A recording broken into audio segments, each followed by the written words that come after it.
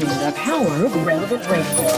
This is Citi 97.3. This is the Citi Breakfast Show, the city's biggest conversation.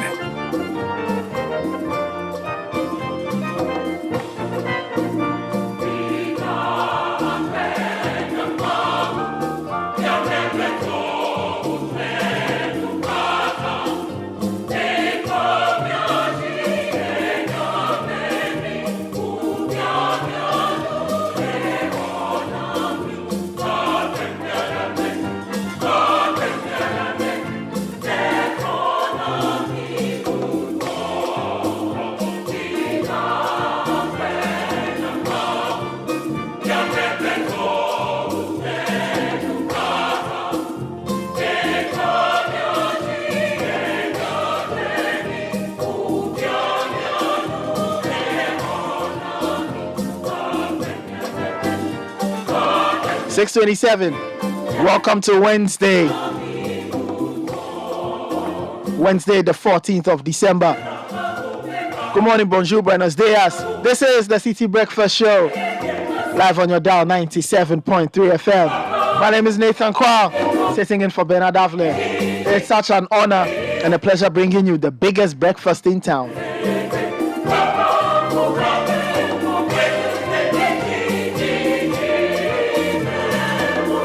Gabasida, let's have breakfast. Join us on the number 0549 986 996. Get to us on Twitter at Citi973, hashtag CityCBS, on citynewsroom.com. That's how you can also listen to us if you are not in the jurisdiction. We start off with our business sense.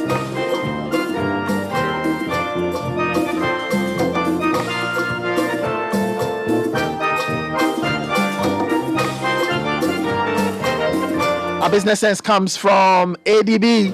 It was probably brought to us by ADB. ADB is bringing you the Payday Plus.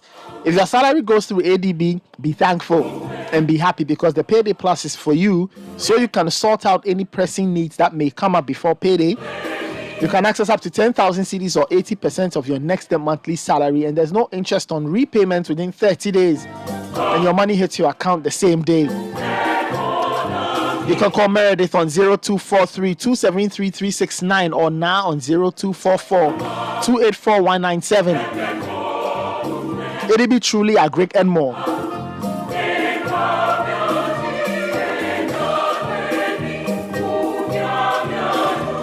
Our business sense today comes from Napoleon Hill, who shares something that a lot of people are very familiar with. He says, whatever the mind of man can conceive and believe, it can achieve. Whatever the mind of man can conceive and believe, it can achieve. So before the achievements show up, you need to do two things. First, you need to see it in your mind's eye, and you need to believe that it is possible, and then you can achieve that. Of course, you won't achieve it by doing nothing or doing magic. You can achieve that by working hard, taking little steps daily, and sustaining those efforts, and through perseverance, and then you see the end result. So as we start our Wednesday morning, let us remember that it is possible only if you can see it in your mind's eye, and you can believe it and work towards it. That's our business sense for the morning, brought to us by ADB. ADB, truly agric and more. Coming up next is the newspaper review. This is the Citi Breakfast Show. We'll be right back. Don't go anywhere.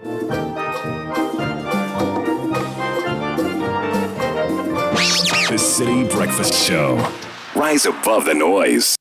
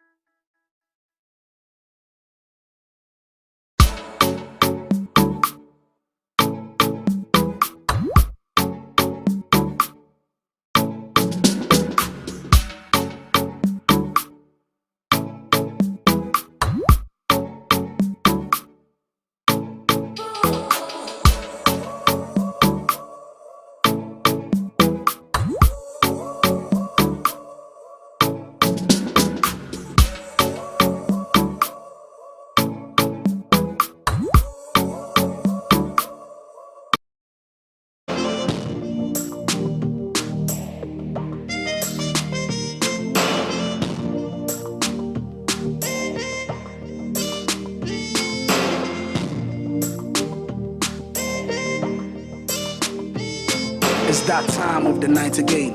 It's just me, my thoughts, and my pillow again. Loneliness, such a day way one day would drive me insane. Me who say me amudi muda, now my heart is in pain. No amount of champagne will fit cover this pain. Me taking whiskey 12 shots, making wishes to my thoughts, crying and thinking and wishing I go forget the stain. I mean, forget his name. Kissing on my finger, wishing I am wearing his ring. If you know big glamour with some character, my character go fit accept anything, even if it be copper safe. I need a man, make a show him I be proper chef. Even if it be copper safe, I need a man, make a show him I be proper chef. Text. Keeper of the gates of wisdom, please let me in. Keeper of the gates of wisdom, please This is the let Citi me Breakfast Show. in. The city's biggest conversation. Nyamedida nususo nunkwani mijeno, mekom no bini michet, micho wenyo. Nyamedima kumenyina bema nunsu, onokora no bema miabre, my bro.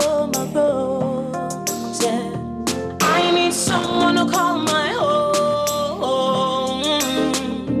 I need someone to call my own.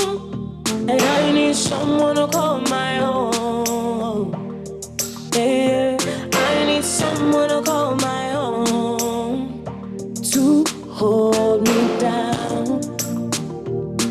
Yeah, to hold me down. I know, baby, 6:34. hold me down. Still listening to the Citi Breakfast Show. Just for me to hold me. Music from Aquabwa. Featuring Afia. Call this one Hold Me Down. Of course, featuring text as well. Text on the rap verse. The newspaper review is upon us. Brought to us by Fidelity Bank. Fidelity Bank is giving you the Sikaboom promo so you can win 100,000 CDs. That's the grand prize. All you have to do is deposit and maintain 300 CDs and multiples of it in your Fidelity account every month during the promo period. To qualify, now the promo runs from August 25. This year started running months ago. Then it will end in February 2023. It is in partnership with NLA on the Caritas Lottery platform.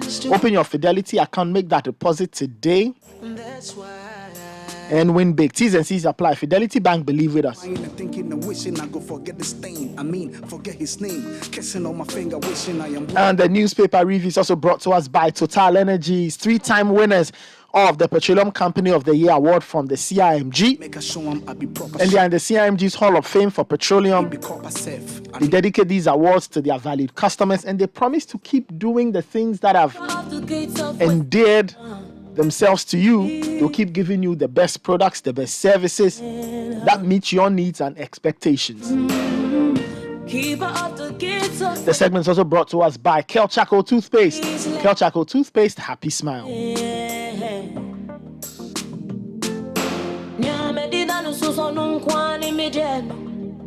Mekom no bini michet, micho wenyo. Nyamedima kumenyina bema nunsu, onokora no bema miabre, my bro. Said I need someone to call my own. I need someone to call my own. And I need someone to call my own. Yeah. 6:36. Let me welcome Richard De La Sky. Hey, my man. What's up?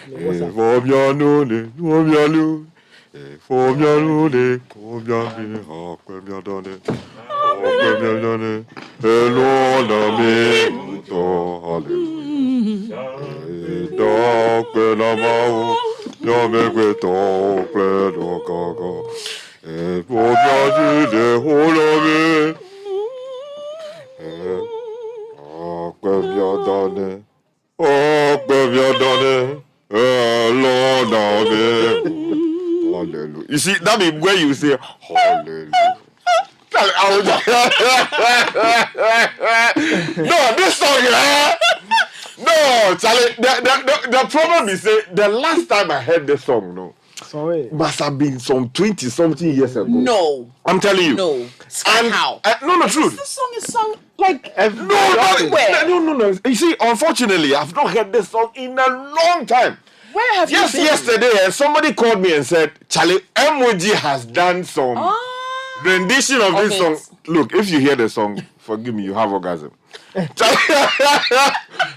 you can't mention those two things, God and that thing, in the same context. But honestly, Charlie, seriously. No. In fact, I've not heard it.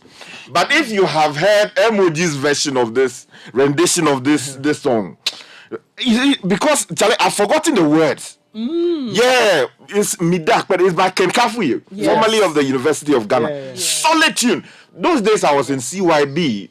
That was the last time I heard this song.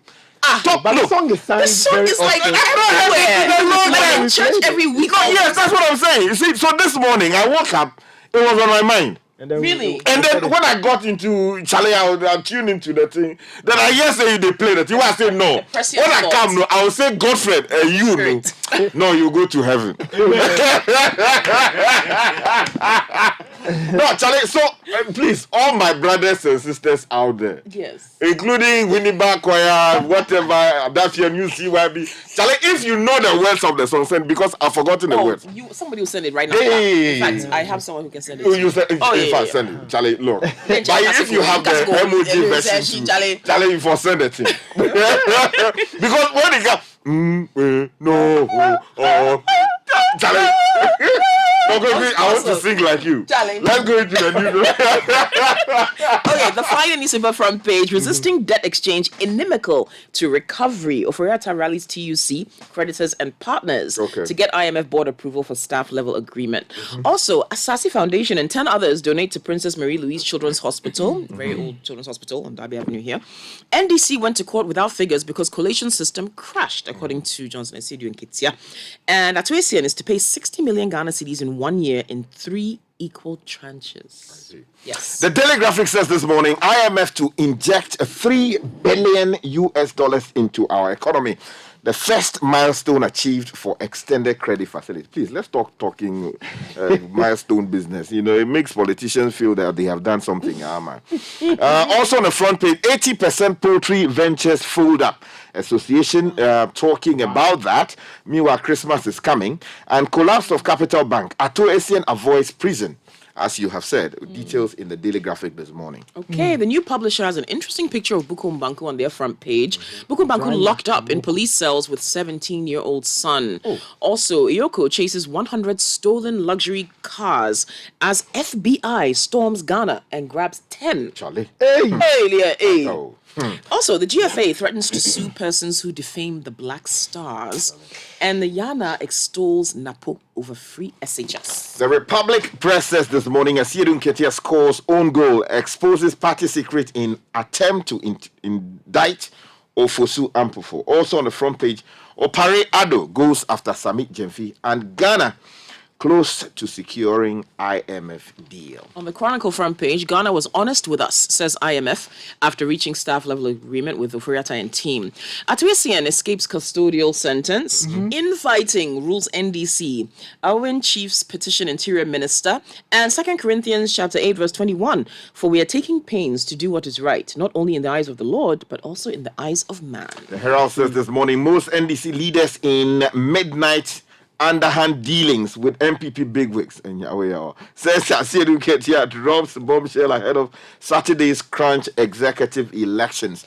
Also, we are told that more info on KK Sapon's illegal ESB after GMPC exit out. Also, something here that says CD witnesses significant improvement, but prices of fuel others unchanged. Charlie, if you have dollars, you for sell that thing. The New Crusading Guide. Government makes progress on IMF deal. Multimedia Group console Baku family. 2023 budget gives hope. GHS boss receives award from Korea Prime Minister. I see. And Essie Daniel is elected chairperson of IDF Africa region. Now, she's been the president of the Ghana Diabetes Association for a while. She's done a lot of work with diabetes awareness in Ghana. So congrats to her over the years. Yeah. And the Inquisitor says this morning, rough tactics in NDC as national executive election approaches. Also, something here that says, coming up, Okobeng mines and destruction of water bodies in part of the Western region. And the Business and Financial Times, Ghana and IMF negotiations, deal reached. Also, rallying Citi and falling global prices push fuel down by 9 to 15%. Are we seeing that at the pumps? Well, not yet. National Corporate Governance Code launched. Experts propose exchange rate stabilization levy to strengthen Citi. More levies. Wow. And more stories in the Business and Financial Times. Okay, if you go to citynewsroom.com, IMF deal, naysayers have been shamed. Hey. That's according to John Kuma. That's what he said. A wild dog. A pussycat. Meow. Shame. Whoa. So that's what John Kuma is saying. Anyway, moving on. Deputy AG is assuring that the state will prosecute other culprits in banking sector crisis. IMF bailout, Ghana to receive first tranche by 2023 first quarter. Other stories, excitement over $3 billion IMF agreement premature. That's according to the minority. Okay. And on the Capital Bank case, Fitzgerald Odonko Teteneti acquitted and discharged. Okay, if you go to citybusinessnews.com, Dr. Sam Ankra says, offload non-performing SOEs to private sector. Okay, industry actors are saying develop a national strategy for soya bean. And other stories, Ghana to receive first tranche of IMF bailout by 2023 first quarter. And of course, Ghana reaches agreement or staff level agreement with IMF. If you go to citysportsonline.com, they also have some stories there as well. Of course, from last night, Messi, Alvarez combined to send Argentina to World Cup final. Black Galaxies to play Legon Cities in a friendly on Thursday. And in other stories, teams arrive for Ghana National Basketball Championships. And in terms of club football, Kotoku Royals is saying Ablade's exit was evident after long emergency meeting. Kotoku Royals, they are in the Ghana Premier League. They are reshuffling their managerial bits there. If you go to some of the other portals, majoronline.com, for example, they say Cedi now 11 Cedi 50 to $1. Okay, Parliament suspends approval of 80 million cedis for National Cathedral, and fuel prices to fall significantly from December 16. And Kokwi, just as an addition to a story you read on one of the papers, Yoko retrieves 37 imported stolen luxury vehicles. There are various versions of that particular story because the Association of Car Importers, they have a specific answer. They are also not happy. They are accusing the Yoko of breaking the law and doing all kinds of things. And they want the president to intervene on that matter. Okay, all right. If you go international, just quickly, explosions in central Kiev. This is on the BBC. Explosions in central Kiev amid air raid warning. And Meta sued for $2 billion over Ethiopia violence. And U.S. storm brings blizzards, rain, and tornadoes. Koki, I'm sure you're quite familiar with these. And on the entertainment front, Megan Thee Stallion testifies Tory Lanez short hair. Yeah, this thing is still going on, Charlie. So wait. All right, let's get into Anyway, the big story on the front page of the Daily Graphic this morning talks about the IMF deal, and Maxwell Adombila, writing for the paper, says this morning, Ghana has secured a preliminary agreement with the International Monetary Fund for the injection of $3 billion into the economy over the next 3 years. Am I safe to say that $1 billion a year? Now, the IMF support and the attendant programs are to help stabilize the economy and correct fiscal and monetary imbalances that have caused the Ghanaian cedi to depreciate and the prices of goods and services to rise. Now, the staff level agreement for the extended credit facility was announced yesterday at a press conference jointly addressed by the government side and the IMF mission. And in the Chronicle, Ghana was honest with us. So the IMF has commended Ghana for being open and constructive during the negotiation for a $3 billion bailout. It's a 3-year external credit facility to support the economic policies and reforms of the country. The fund expressed their gratitude to the government of Ghana, Parliament, and other stakeholders in a statement it issued to announce the staff level agreement. So Mr. Stéphane Roudet, who climaxes the visit to Accra from December 1st to 13th, discussed with the Ghanaian authorities about IMF support for their policy and reform plans. IMF said the economic program aims to restore macroeconomic stability and debt sustainability while laying the foundation for stronger and more inclusive. And further in there, Mr. Furiata described the preliminary approval as historic, given that it was secured in record time. You see, this is the kind of language. When they were going for the Eurobond left, right, and center and throwing parties, kinky parties, that's what they were saying, and that it was oversubscribed. And they took us to this poor state. Okay. And we are still talking this language. You should fix the thing. And John Kuma, who is Yes. the Deputy Finance Minister, he says, or this is on citynewsroom.com, says political opponents who were skeptical about the IMF deal have been put to shame over the success achieved. Now, Ghana is set to receive the first tranche of about $3 billion bailout from the IMF by the first quarter of next year, after it reached the staff level agreements on economic policies and reforms. Now, John Kuma was on Eyewitness News. He said, quote, "Of course, achieving the staff level agreement is not the ultimate, but it's a very critical step towards getting programs from the fund. Many people did not give Ghana the chance that it would be possible within 5 to 6 months.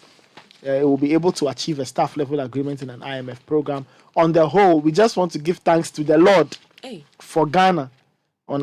You messed up the economy to to achieve in this bad state, and then you are going to beg for support, and they have seen inside for you because of other considerations. Charlie. And you are here telling us that it's an achievement of some kind. There was a time when it was like, we are not going to the IMF. The IMF is nothing new. Now we're celebrating We are a it. country with pride. We ain't going to the IMF. Well, we've gone, and now this is shame unto those of you who said not something. Well, the minority is still fighting, in quotes, Furiata, this is in the Chronicle. The minority leader in Parliament, Mr. Haruna Idrisu, has asked the Minister of Finance, Mr. Keno Furiata, to come before the House and spell out how he intends to execute the debt exchange program he announced on December 6th. According to the leader, the mere announcement of the DEP was not the end. He indicated that the haircuts on loans and investments, both domestic and external, were approved in accordance with the law, and any variation in the terms and conditions must equally be done in consistency with the law. Hence the need for the minister to come before the House and walk them through how the program will be implemented. So Mr. Idrisu quoted articles from the Constitution, so you can read more about that in the Chronicle. But he continued saying that the Minister of Finance cannot just walk in this country as if everything is determined by him. If you're doing a haircut and you're changing terms of agreement, whether domestic or external, they're contractual, and these contractual agreements come with obligations. Therefore, he must come and lay a paper on how he intends to work on those external debts, because when we approve those loan agreements, we approve them in consistency with Article 181, with all the terms and conditions, so you cannot vary the terms and conditions as it pleases you. Yeah, the city is improving its health. If you go to page 55 of the Daily Graphic, there's a story on that. Charles Benoni Okan, writing for the Daily Graphic, says that the local currency, the Ghana cedi, is gradually inching towards the 11 cedi mark to $1 as the government reached the much anticipated staff level agreement with the International Monetary Fund yesterday. Now, the United States dollar is the country's major foreign trading currency. Now, according to official figures from the Bank of Ghana, the Ghana cedi started strong against the dollar at the start of the week and has maintained that momentum until yesterday, when it began trading at 11.5 Ghana cedis. Now, in line with that, in the Business and Financial Times, experts at the Dankwa Institute have proposed a raft of measures to government, including introduction of an exchange rate stabilization levy, as it seeks to prevent the country's ailing economy from deteriorating further. They're also calling for rationalization of government expenditure by allowing state-owned enterprises to stand on their own, easing the burden of government spending in the process. Now, that one sounds, feasible. Now, they were speaking at a forum themed "Restoring Macroeconomic Stability and Sustainable Economic Growth." So they talked about the value that the city cedi has lost over the year. But Charlie, like you said, another levy really stabilize the cedi. Let's talk about fuel prices though. In the same paper, rallying cedi and falling global prices push fuel down by 9 to 15%. Motorists should expect a reduction of about 9 to 15% in the pump price of fuel. This is coming from the Institute of Energy Security. With the continued price falls recorded on the international market over this month's first pricing window, coupled with the appreciation of the cedi, it said consumers are set to see further price relief at the pump in the second pricing window for December. Prices should drop 9.02%, 8.08% and 7.38% for petrol, diesel, and LPG respectively. This will result in domestic oil marketing companies reducing their prices further. So let's hope and see if indeed that comes to pass. It would be nice to get a bit of a reduction as we head toward Christmas, right? Yeah. All right, let's go to citynewsroom.com. And now on the banking sector crisis, there's a very big case there, the Capital Bank case. Yeah. Now, this story says Fitzgerald Odonko, or Reverend Fitzgerald Odonko, and Teteneti acquitted and discharged.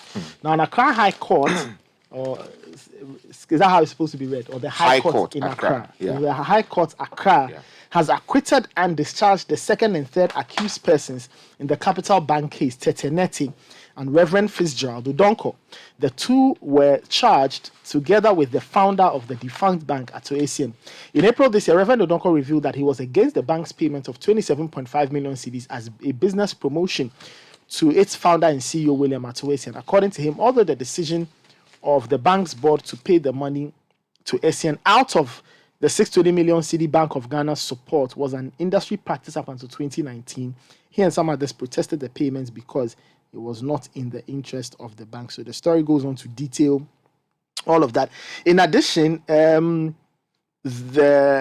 court also changed this position and accepted the 90 million cedi repayment terms on Ato Essien's restitution deal. And some of the papers and portals have carried that story as well. Okay. Let's go to the new publisher where Iyoko chases 100 stolen luxury cars as FBI storms Ghana. Now, about 100 ultra-modern luxury vehicles of various specifications recently shipped to Ghana are being trailed after security intelligence reports showed they were stolen from various locations in Canada and the United States of America. Ghana's Economic and Organized Crime Office, or Iyoko, in partnership with the Federal Bureau of Investigation, or FBI, and the Royal Canadian Mounted Police, or RCMP, have embarked on a joint operation that has led to the retrieval of 37 of the suspected stolen luxury cars as at last Friday, December the 9th. The number could have gone up over the weekend.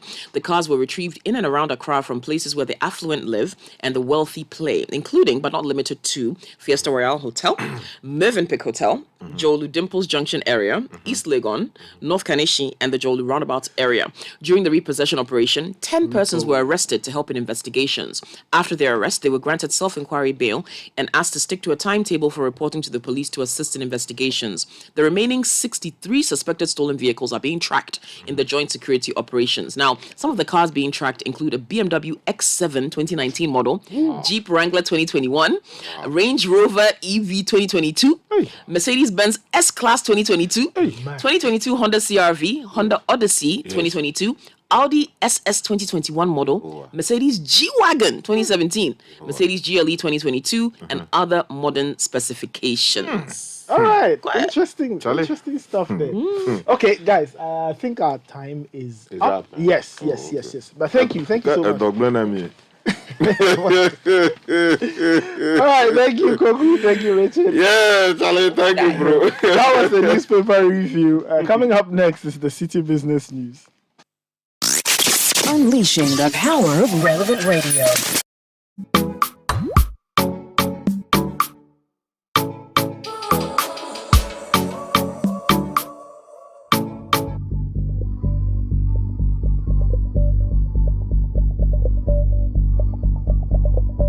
I think Galamsey is a mental problem.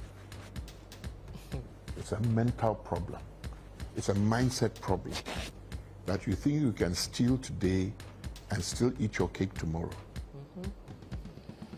I think that if you could go to the next slide, that we have to appreciate to fix and restore is always more expensive than to spoil. Spoiling takes an instant. Those of you who are in married or relationships, you slap your spouse and not recommending this. It takes a second to do that action, but I'm telling you, pay for it for the rest of your life. Yes. So it is better not to spoil it in the first place. My third point is that a full-time problem like Galamsey cannot be solved by part-time responses.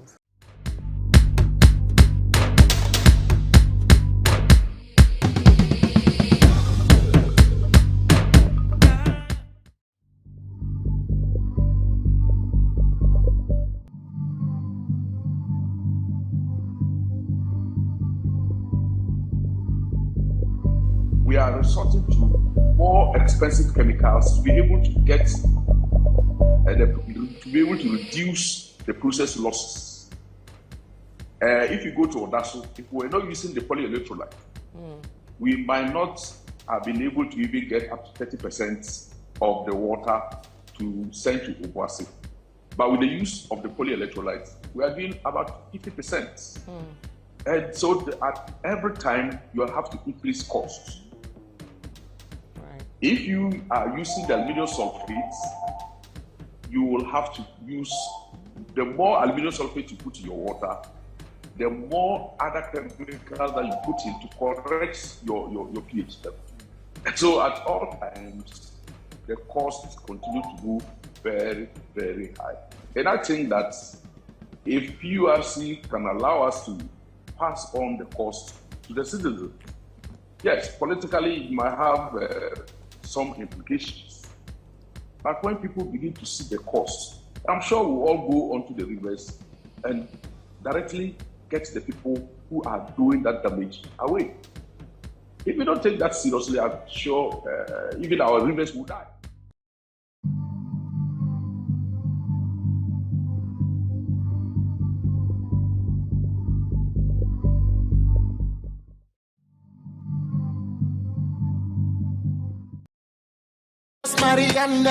Just because 6:58.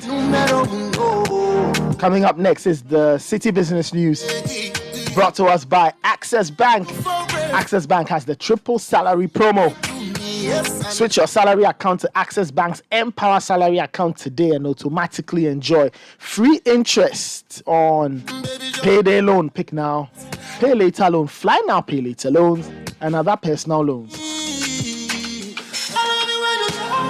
Can also win 3 times your monthly salary, school fees, scholarships, DSTV, plus free subscription, and a whole lot more. Just visit any of Access Bank's 53 branches across Ghana or visit their website ghana.accessbankplc.com to get started.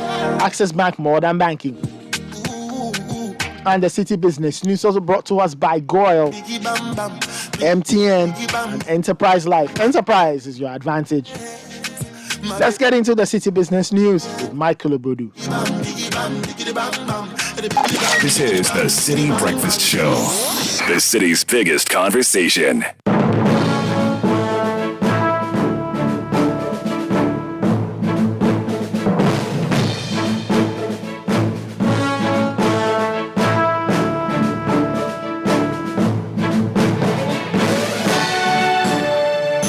Hello and welcome to the breakfast edition of City Business News, proudly brought to you by MTN, Goyle, Enterprise Life, your advantage, Access Bank, more than banking, and powered by your most comprehensive business news website, citybusinessnews.com. Coming up, Finance Minister Ken Ofori-Atta confident of a speedy economic recovery as Ghana secures IMF staff level agreement. Also, fuel prices tipped to drop by about 10% in the second pricing window of the month.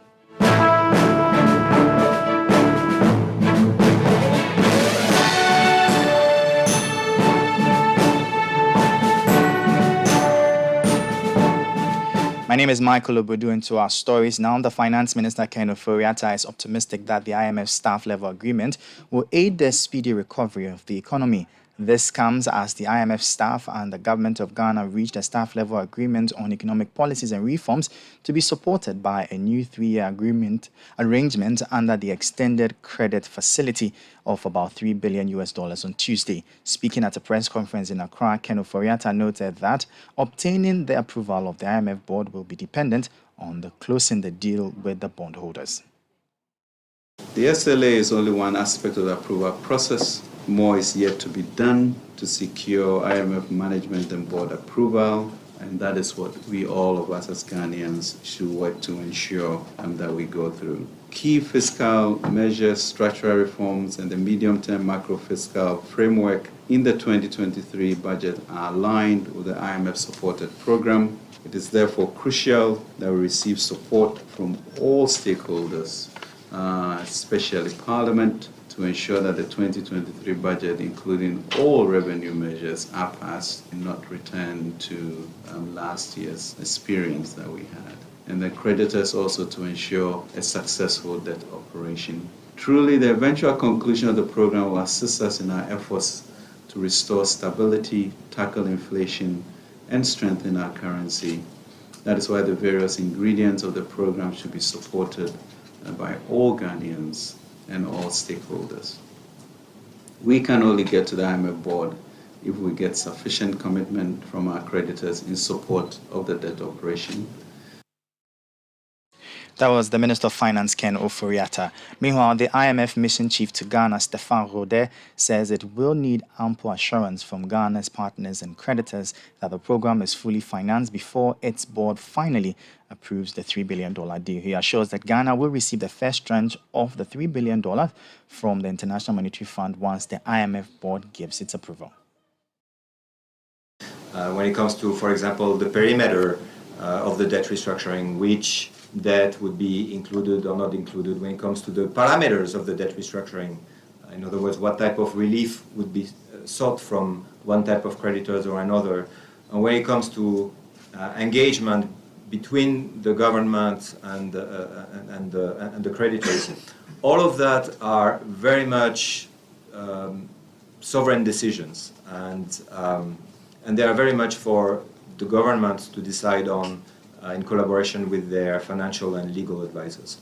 And so as soon as we have assurances from creditors that this is going to be the case, when sufficient progress has been made on that front, we will be able to present the program to our board.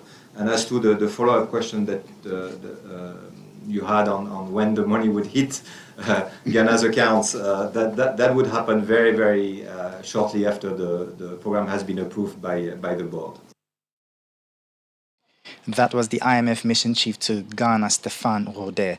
Now, meanwhile, economist Dr. Patrick Esuming is urging government to leverage on the staff level agreement and fulfill its part of the agreement in order to restore macroeconomic stability in the country.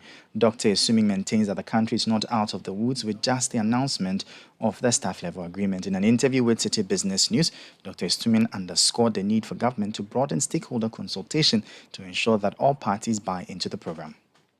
A lot of promises have been made in the agreement. If you saw, there's a lot of obligations on the government of Ghana before the deal will happen. So we have to do some funding assurances, and we need assurances that the debt fraction has actually happened. But beyond that, you've seen that this time we've mentioned a lot of things about restructuring. There's both restructuring of public finances, dealing with revenue mobilization, expenditure rationalization. But there's also something about the government's own economic program, which the post-COVID program of economic growth. So, on paper, this seems like we are trying to address some of the key challenges that the economy, the real side of the economy, as well as the government finance have faced in the past. But these are only on paper. You have to say that some of the things that have been contained, even the 7-point agenda, they are not entirely new. They are things that were key part of the current government's flagship programs and others. So just because we have these good-sounding policies on paper doesn't mean we're out of the woods. We really have to actually go out there and implement them.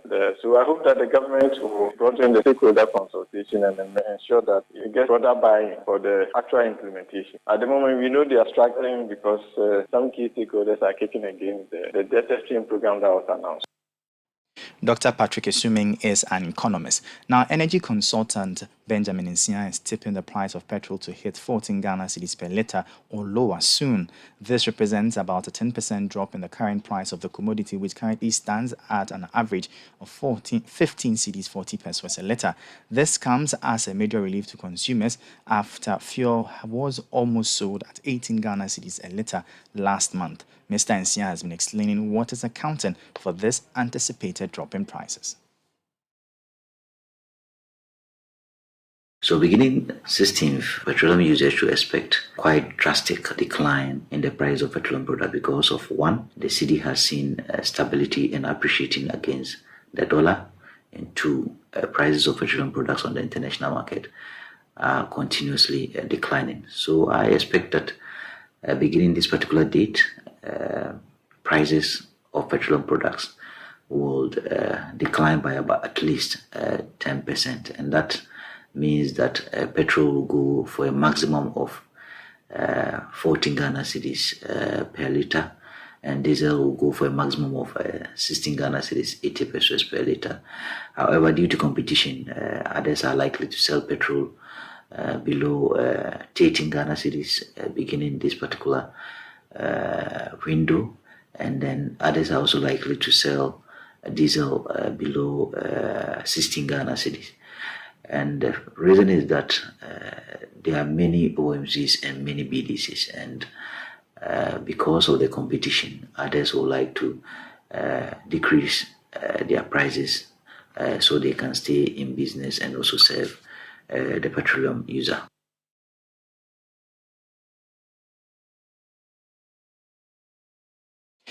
Energy consultant Benjamin Insia there. Now, importers and exporters who have for some time now been unable to pay their duties at the ports are now able to do so following the recent appreciation of the cedi. A few months back, when the cedi reached an all-time high of 16 Ghana cedis to $1, many of the importers abandoned their goods at the ports due to the resultant spike in import duties and taxes. The importers who pay duties based on the exchange rate used by the Customs Division of the Ghana Revenue Authority say the costs have now significantly reduced due to the stability of the cedi. Samson Asaki Awingobit is the General Secretary of the Importers and Exporters Association of Ghana. People who were supposed to pay duty as of last week and couldn't pay, the system has affected the Bank of Ghana rate, and if you assume your duty were like to be like 40,000, maybe it can come like 35. 35, or it come down a little bit. I've seen some people saying that there have been some drop, marginal drop in here. So when you are having your bill and you haven't paid duty and you don't want to pay, now that the Tuesday has come, it will change to reflect the current rate. So if last week it was 13 point something, and today it is 12 point something, or 11 or so, it reflects that rate. So meaning your duty would reduce. You heard the General Secretary of the Importers and Exporters Association of Ghana, Samson Asaki Awingobit. Now, on the interbank foreign exchange market, where banks trade amongst themselves, the dollar lost 1 cedi 15 pesos and is selling at 10 cedis 41 pesos. The British pound lost 1 cedi 24 pesos and is selling at 12 cedis 90 pesos. The euro also lost 1 cedi 7 pesos and is selling at 11 cedis 7 pesos. However, at some forex bureau, the dollar is selling at 12 cedis. The British pound is selling at 16 cedis and the euro is selling at 13 cedis 5 pesos. Let's now join Gillian Hammer of Data Bank for more on the topic, what is a treasury bill? Treasury bills, otherwise known as T-bills, are among the most popular investments in Ghana. However, despite the high demand for them, many people don't understand how they work. Treasury bills are short-term loans the government takes from the investing public to finance various projects. You can choose to purchase it for 91 days, 182 days, or 364 days. Because T-bills are guaranteed by the government, it is considered very safe and therefore is usually used as a benchmark against which other investments are compared. The return on a treasury bill is annualized, meaning it is quoted to reflect a 12-month period. So if you purchase a 91-day T-bill and you're quoted a rate of return of 12%, as an example, you should only expect to receive a quarter of the return, therefore 3%, because the T-bill will only run for 3 months. If the rate is 12% for a 182-day bill, then you should expect to receive 6% because the bill will only run for 6 months. To get the full return, you would need to purchase and hold a 364-day T-bill. Note that the interest being quoted varies according to the length of the treasury bill. That was Gillian Hammer of Data Bank. And that does it for the breakfast edition of Citi Business News, proudly brought to you by MTN Goal, Enterprise Life Your Advantage, Access Bank, Modern Banking, and powered by your most comprehensive business news website, citybusinessnews.com. My name is Michael Obodu. Thank you for listening. Have a good business day. And as always, please stay safe.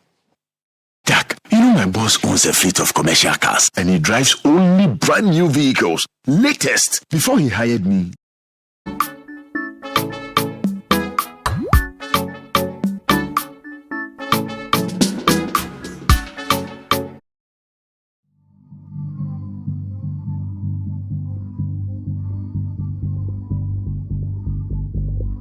We are resorting to more expensive chemicals to be able to get to be able to reduce the process losses.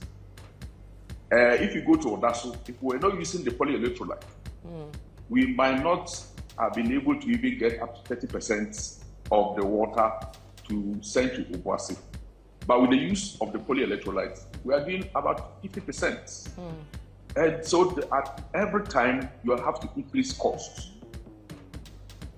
If you are using the aluminum sulfates, you will have to use the more aluminum sulfate you put in your water, the more other chemicals that you put in to correct your pH level. So at all times, the costs continue to go very, very high. And I think that if PURC can allow us to pass on the cost to the citizens, yes, politically it might have some implications. But when people begin to see the cost, I'm sure we'll all go onto the rivers and directly get the people who are doing that damage away. If we don't take that seriously, I'm sure even our rivers will die.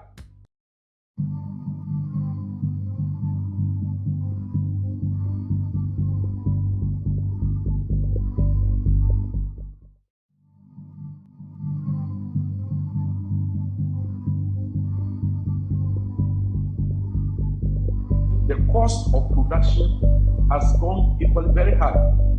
My colleague from Ghana Water Company is talking of costs, but I will just use products for us to understand. Last year, we were using 200 bags of aluminum sulfate a day. This year, we are using 300 bags of aluminum sulfate. That is something at the Galamsey size. What it means is that Ghanaians on our own cannot protect our water bodies. And that is what has illegal mining, those who are mining in the rivers, because they do not see the need to protect that resource. And so I think that the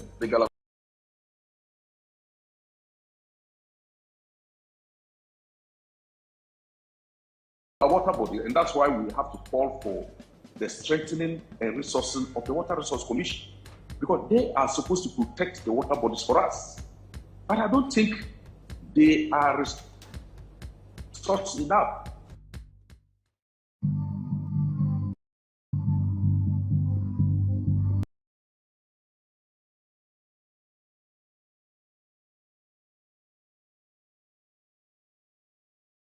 Case scenario we will see in the next 6 months if we don't stop this now?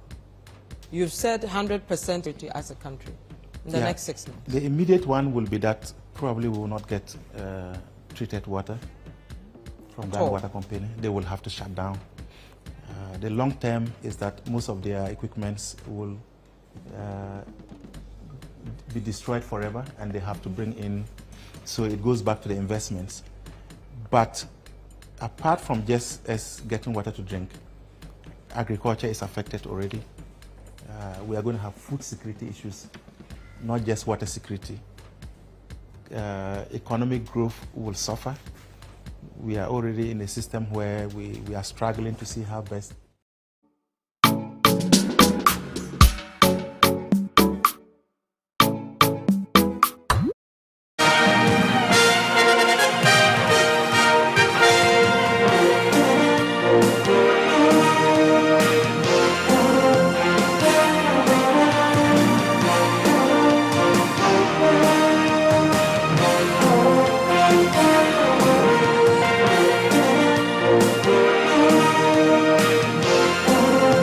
Let's get into the headlines. And Argentina thrashed Croatia to book a place in the World Cup final. France take on Morocco tonight in the second semi-final, and Ghana's Black Galaxies to play Legon Cities as preparations for the CHAN 2023 tournament continue. In the NBA, the Lakers fumbled their game against the Celtics, while there were wins for the Jazz and the Bucks.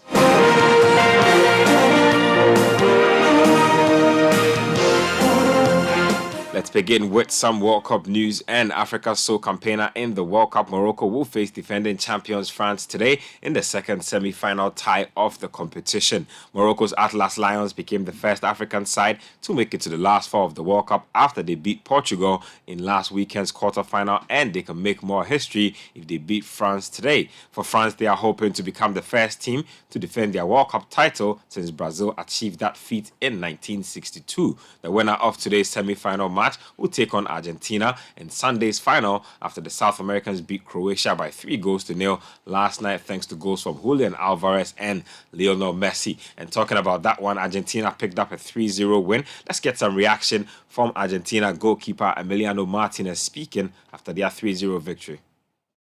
Can't believe it. Just can't believe it, mate. You know, we lost the first game. All of a sudden, it's everything upside down.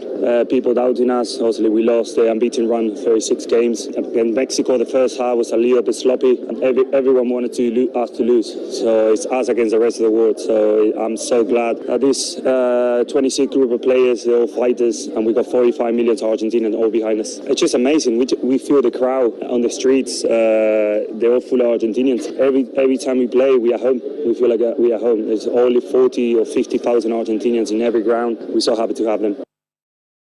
Argentina goalkeeper Emiliano Martinez speaking there. To more World Cup news, in Brazil, legend Ronaldo Nazário says that Kylian Mbappe reminds him of himself and believes that the France forward will finish as the best player at the World Cup. Now, Mbappe is currently the leading scorer in Qatar with 5 goals in 5 matches. France face Morocco in the semi-final today after edging past England, and Ronaldo says Les Bleus are the team to beat and Mbappe is the standout player at the tournament. Talking about how fast he is and how good he is and how he's remember me when I played before, and he knows how to use his ability, you know, how to go faster than the others and use that ability to assist or score. So I think France is the favorite one to win the World Cup, as I thought before the World Cup starts, and Mbappe, for me, is going to be the best player for the World Cup.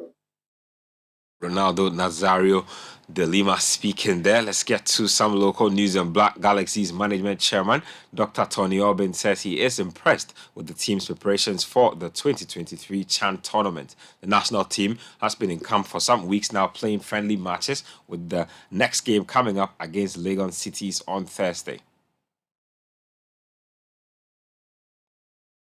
What I observed is that I've been at a training camp on about 3 or 4 occasions, including just this morning. And I saw the commitment, the focus, and the desire to win in the eyes of these players. And I thought that it gave me some hope about what was ahead of us.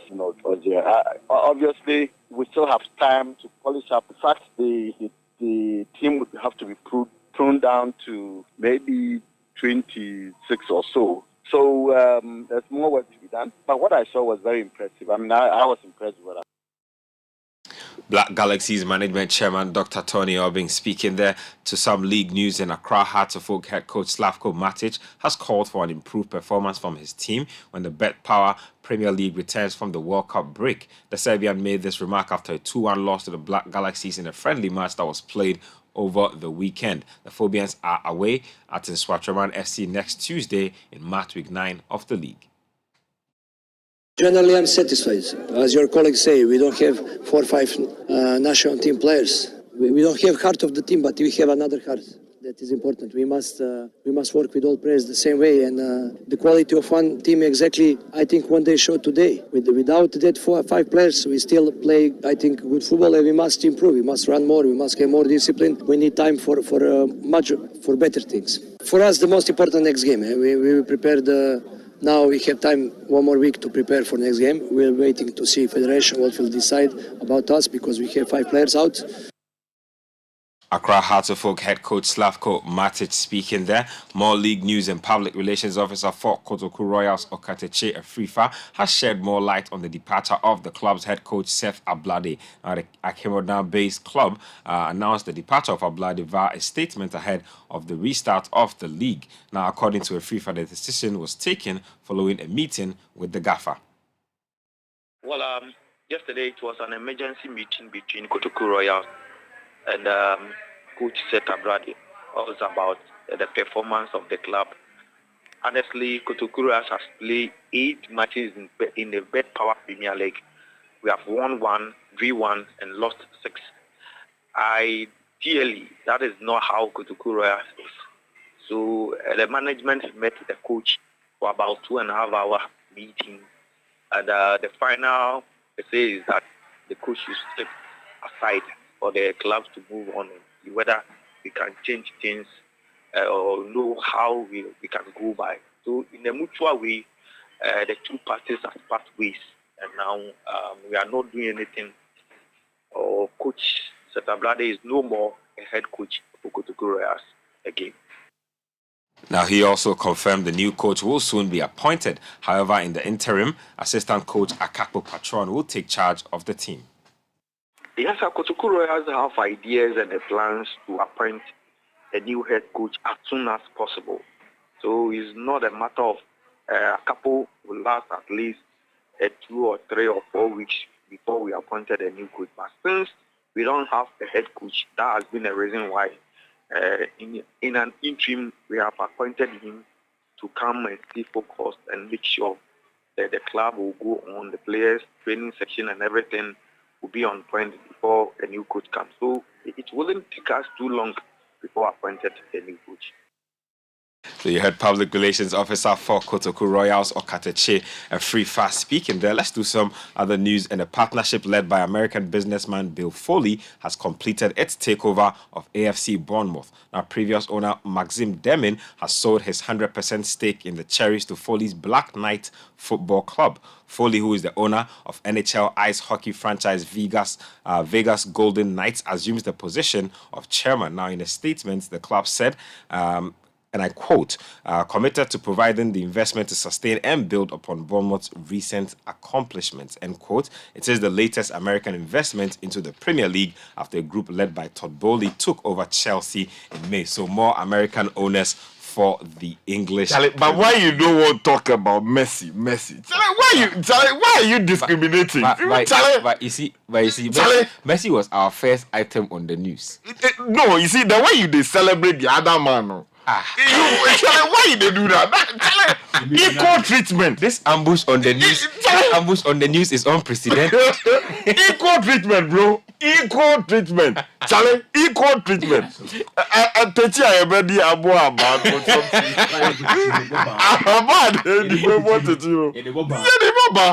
Ignore what Richard Sky said. The real goat resides where he resides.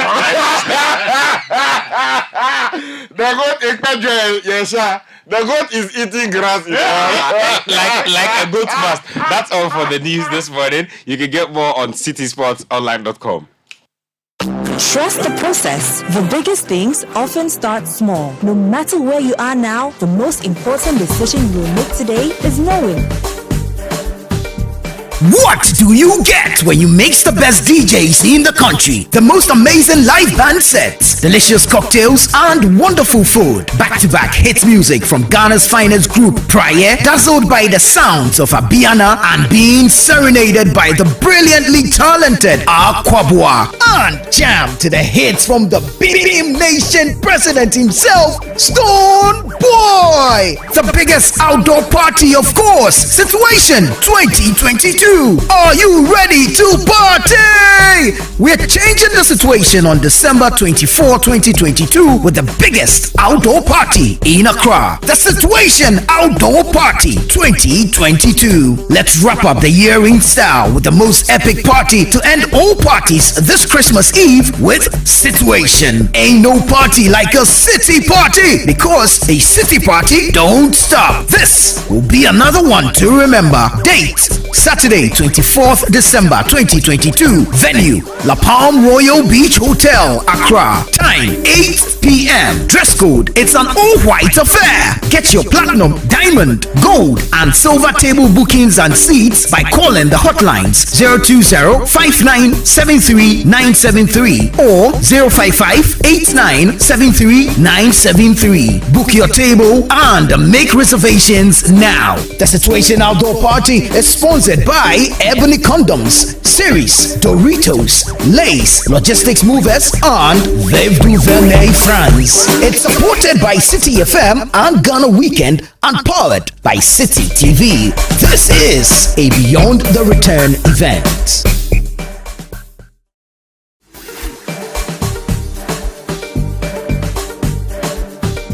What do you get when you mix the best DJs in the country? The most amazing live band sets, delicious cocktails, and wonderful food. Back-to-back hit music from Ghana's finest group, Prayer, dazzled by the sounds of Abiana and being serenaded by the brilliantly talented Aquabua. And jam to the hits from the Beam Nation president himself, Stone Boy. The biggest outdoor party, of course, Situation 2022.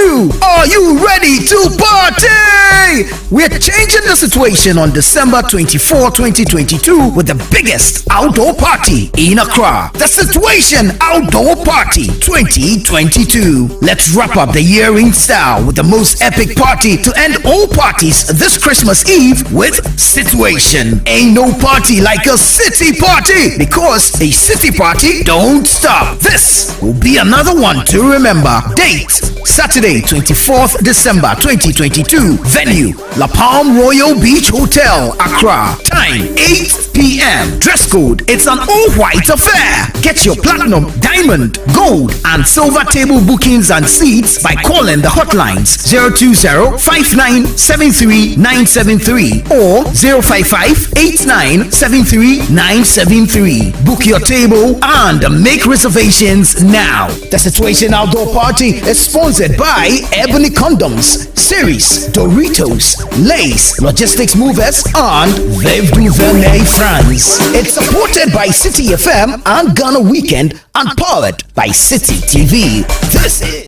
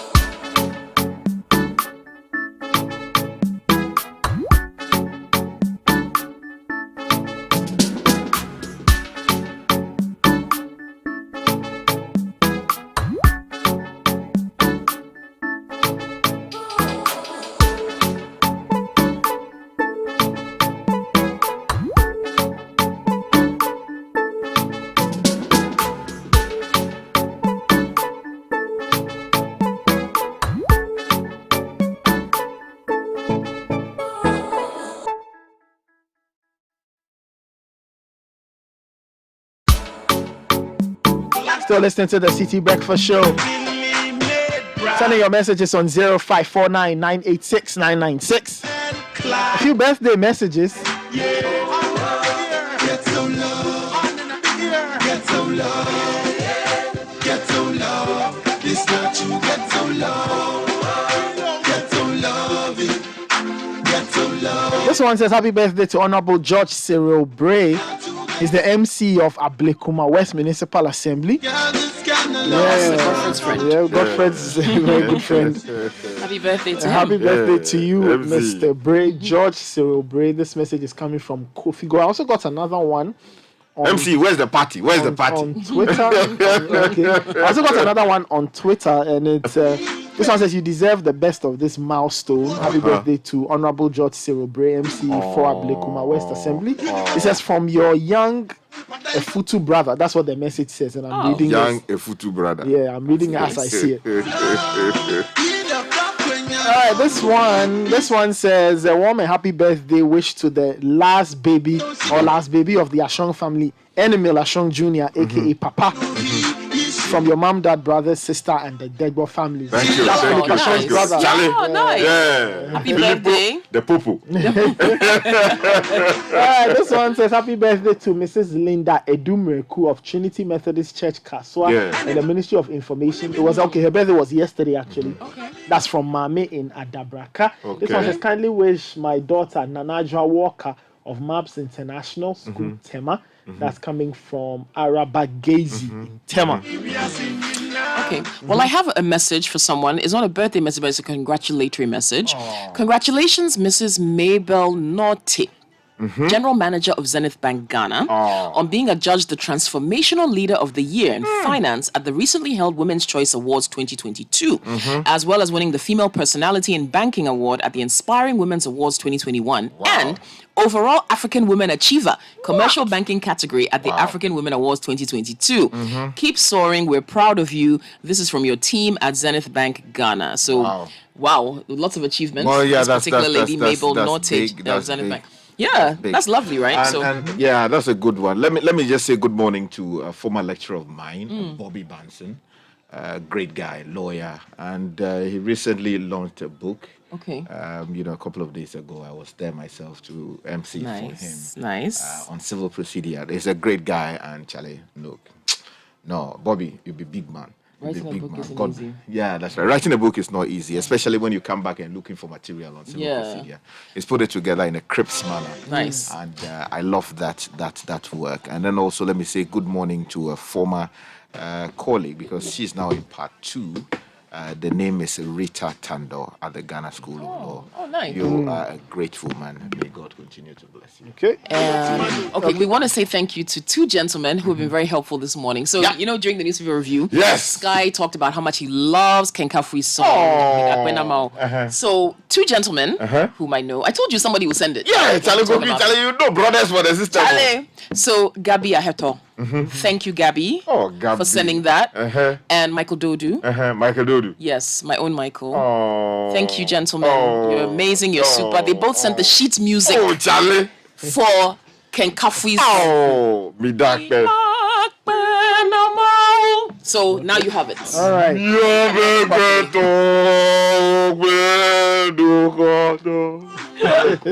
No, Charlie. You see, you know the part at the life for the song. What's the part? So as you people, the trouble people, they highlight that. The bass people, they just watch it. When they did that thing, when they just deliver. That's all. No, Bernard. If you go church your Sunday, make them play that song. He said churchy. Wow. Yeah, it don't be church. It be churchy. Yeah. All right. A few more birthdays. This one says happy birthday to my little brother Samuel Sapong, former deputy head of SRC Intelligence and Student Affairs Committee at the University of Ghana from Dope MC.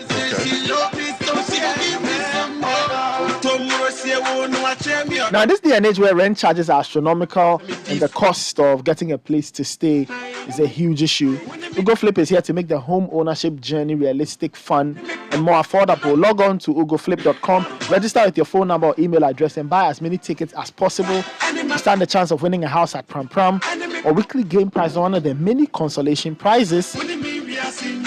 Now, even if you don't win the big prize, Ugo Flip will give you loyalty points equivalent to $3 a ticket. When you accumulate that, you can use it as a down payment towards buying your next home. The Millennium Development Authority, MIDA, in partnership with the Ghana Cares Obatampa program and Ministry of Finance, has launched its Economic Enclave project site near Asutrare. On the enclave falls under the 100 billion cedi Ghana Cares Obatampa program to create jobs and revive the economy. The project will focus on providing support for the cultivation of up to 110,000 acres of land across the country to expand our productive capacity of rice, tomato, maize, vegetables, and poultry. Now, do you send or receive money? Do you send to or receive money from other African countries? Then UBA's AfriCash is for you. Send and receive money from across the African continent easy and fast through UBA AfriCash. You can call UBA on 0800 833 833 or 0302 634 060. AfriCash, fast and secure means of transferring money across Africa. UBA, Africa's global bank. Still on the show this morning. Very soon we'll be speaking to the IMF Mission Chief for Ghana, Stefan Roudet. This guy speaks French. Stefan Roudet. It's not Roudet. Not Roudet. It's not Roudet. French is spoken like you want to spit. Roudet. Stefan Roudet. Yeah. We'll talk to him in a second, but SG Ghana is promising a very exciting Christmas. It's the end of the year.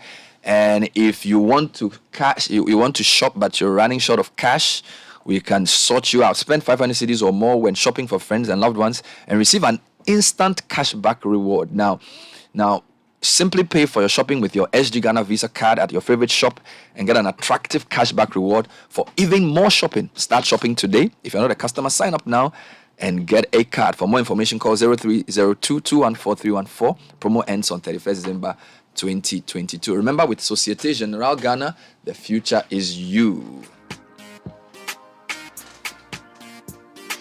All right, you're still listening to the Citi Breakfast Show. Sending your comments on 0549 986 996. So, like Bernard said, we have the IMF's big man. Well, you have to be careful. He's the mission chief. He's the mission chief. Okay. So, in terms of there are bigger people, but in terms of our context, yes, he's a very important person. Yes. In the last few months, there's been a lot of talk about the IMF and Ghana. Yes. We were getting ourselves ready. We went to Washington actually to go and discuss, and then everything culminated. So let me give you the background. You remember in March, April, May, the government was talking about the e-levy, a lot of discussion, and then during the e-levy roadshows, we were saying, well, we don't want to pay levy, and then they said, oh, if you go pay levy, you can go for IMF, etc., etc. And then on 1st July, the president, the Minister of Information sent out a press release that the president of Ghana had spoken to the managing director of the IMF, and after the discussion, the president had directed the Minister of Finance to commence engagement with the IMF for an official program. So I think July 1 is our date. All right, so that's when the president said we are going to do this, right? So that really changed the news cycle in Ghana. People were like, well, the Minister of Finance said wasn't going to go. Now we are going. Yeah, and then remember, around that time, people were saying this is going to take a long time. IMF mission is difficult. Ghana is facing very precarious fiscals and all of that. So from July 1 to December 13, it's been a pretty condensed period of time. So Mr. Rido is in Ghana. Yesterday he held a press conference with the Minister of Finance to announce what they call a staff level agreement. So just want to get some quick crossing of T's and dotting of I's. And since you're the Frenchman, you ask the first question in French. What do you want me to ask him? Bonjour, Monsieur Roudet. Comment vous allez? Bonjour.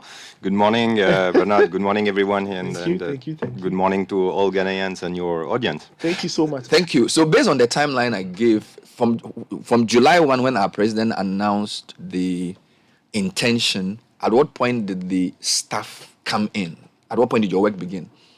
We started very quickly after the request from the authorities. We were able to send to Accra from Washington a mission very soon after the request. And really, I have to say, since then, we have engaged very, very, very closely with the Ghanaian authorities, both here in Accra, in the context of various missions, visits, but also in Washington. And I have to say, almost, sometimes on a daily basis, virtually as well. I see. One of the things that baffles me is usually Ghana is a member of the IMF, and usually as members, we usually have representations, we send information back and forth. So why does a mission have to come to town when there's a program being contemplated? Because I thought you already talked to the Minister of Finance, you already talked to the Bank of Ghana. You have already access to information. So why does a mission have to specially come in with their briefcases and come and start working before a program? Well, I think the main reason is that to be effective and to really understand the circumstances of the country, the best for us is to engage with a broad range of stakeholders. So we don't just talk to the government. First of all, within the government, within the we engage with a number of institutions, with other ministries, with Parliament, the Finance Committee, but we also engage with other stakeholders, civil society, unions, representatives of the private sector. It's very important for us to get a sense of what is really happening on the ground, to be able to have a program that will address the problems that the Ghanaians are facing, to be able to engage with as range a groups of people as possible.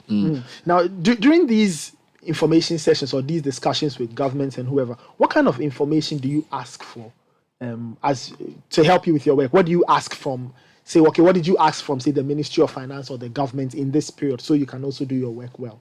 So there's various aspects that we discuss in these conversations, and with it depends on the stakeholders, but we want to understand their perspective on what is the situation of the economy, what are the challenges that are tackled, and then we also want to understand, and now that I'm talking mainly about the government and government officials, what are their plans to tackle these problems? Because at the end of the day, what the IMF does is not to come to countries and tell them what to do. What the IMF does is to come to countries, understand what the authorities are willing to do and what they want to do to address their problems, and to support them in addressing these problems. We know that Ghana had balance of payment problems, and it was said that before the IMF would lend money to us, we had to do a debt sustainability analysis. What does that mean? Well, for the IMF to be able to lend to a country, it is very important for the institution to be comfortable and make sure that debt is going to be sustainable going forward. It means that the government will be able to repay its debt, on a sustainable basis over the medium term. So that's really something that is very important for us to be able to land. And so lots of discussions are about, what type of policies need to be implemented to ensure that. So it's not a given that once the president announces that we are engaging the IMF and your team comes to town, it's not given that there will be lending. It doesn't mean there will be a program. The program is premised on, in our case, a DSI. In other cases, it could be something else. I just want to get that clarity. That it's not a guarantee that there was going to be a program when you started your work. Well, what is important, what brings us to the point where we have where we are now, the staff level agreement, which is really a milestone towards the program of the fund. What is important more broadly is that we have an understanding, an agreement on the policies that the government will implement. These policies, we want to make sure that they will deliver on the objectives of the program. And here, more broadly, of course, debt sustainability is one of the objectives of the program, but more generally, restoring macroeconomic stability is critical. That means bringing down inflation. That means making sure that public finances are on a sustainable track, that debt is viable. So all of these aspects are very important. This is one of the quickest you've arrived at a conclusion at staff level, at least for Ghana's case. It usually takes longer. Is this correct? And if it is, what accounted for this? I think I'd say probably the intensity of the engagement that we've had from the very beginning, from July. All of these missions sometimes, people in Ghana, they don't necessarily see that this is delivering because there is nothing to announce at the end of a mission. But the progress that is made in this context in terms of understanding what the challenges are, understanding what the authorities are going to do in terms of on the policy front to address these challenges is very important. That's what allowed us to make progress rapidly. Is there a sense that the general leadership of the IMF beyond the staff really want to do this? I'm asking because I remember in Washington, the IMF managing director was very clear. She said in Ghana needs help from the IMF. She says our problems are caused by COVID and the Russia-Ukraine crisis. She sort of sent some signal.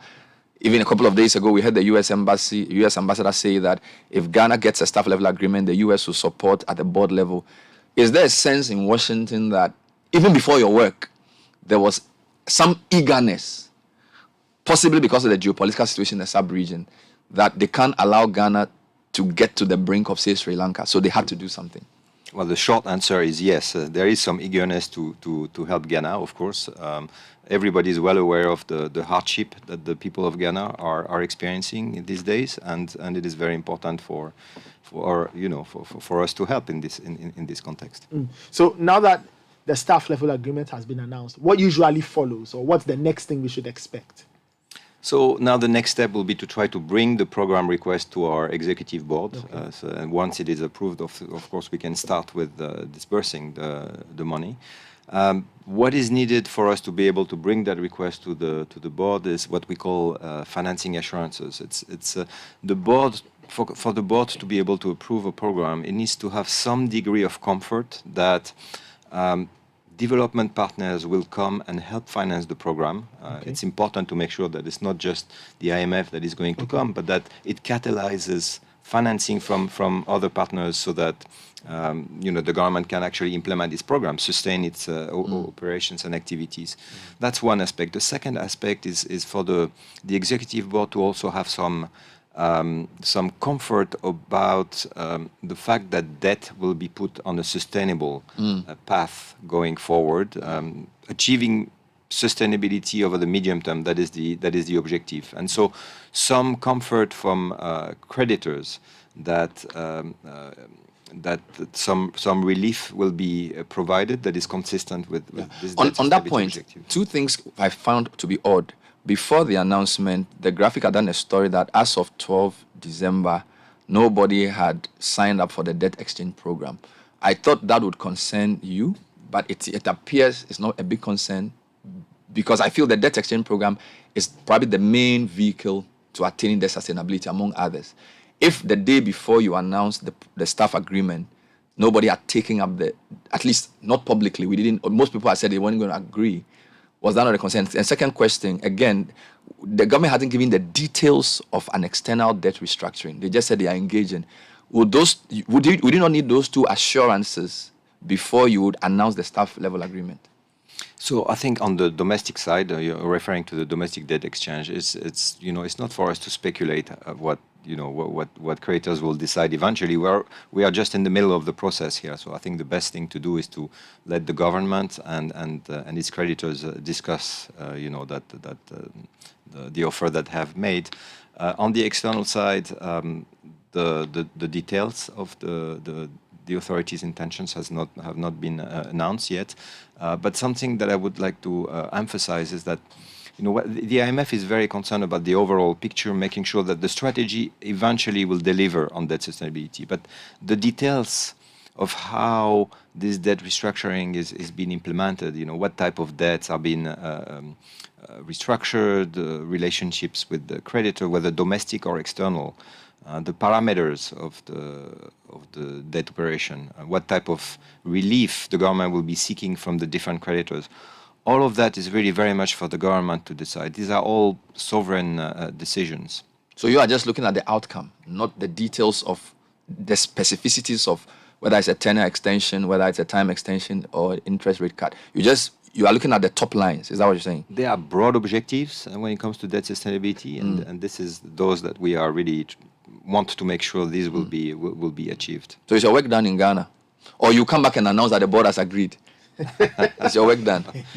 No, it's never done. There's always more to do, and of course, it's our role to support the government also during this period and to continue to engage. I mean, I'm sure whatever he's doing tonight, he'll be watching Mbappe versus Morocco. Versus Morocco, yeah. How nervous are you?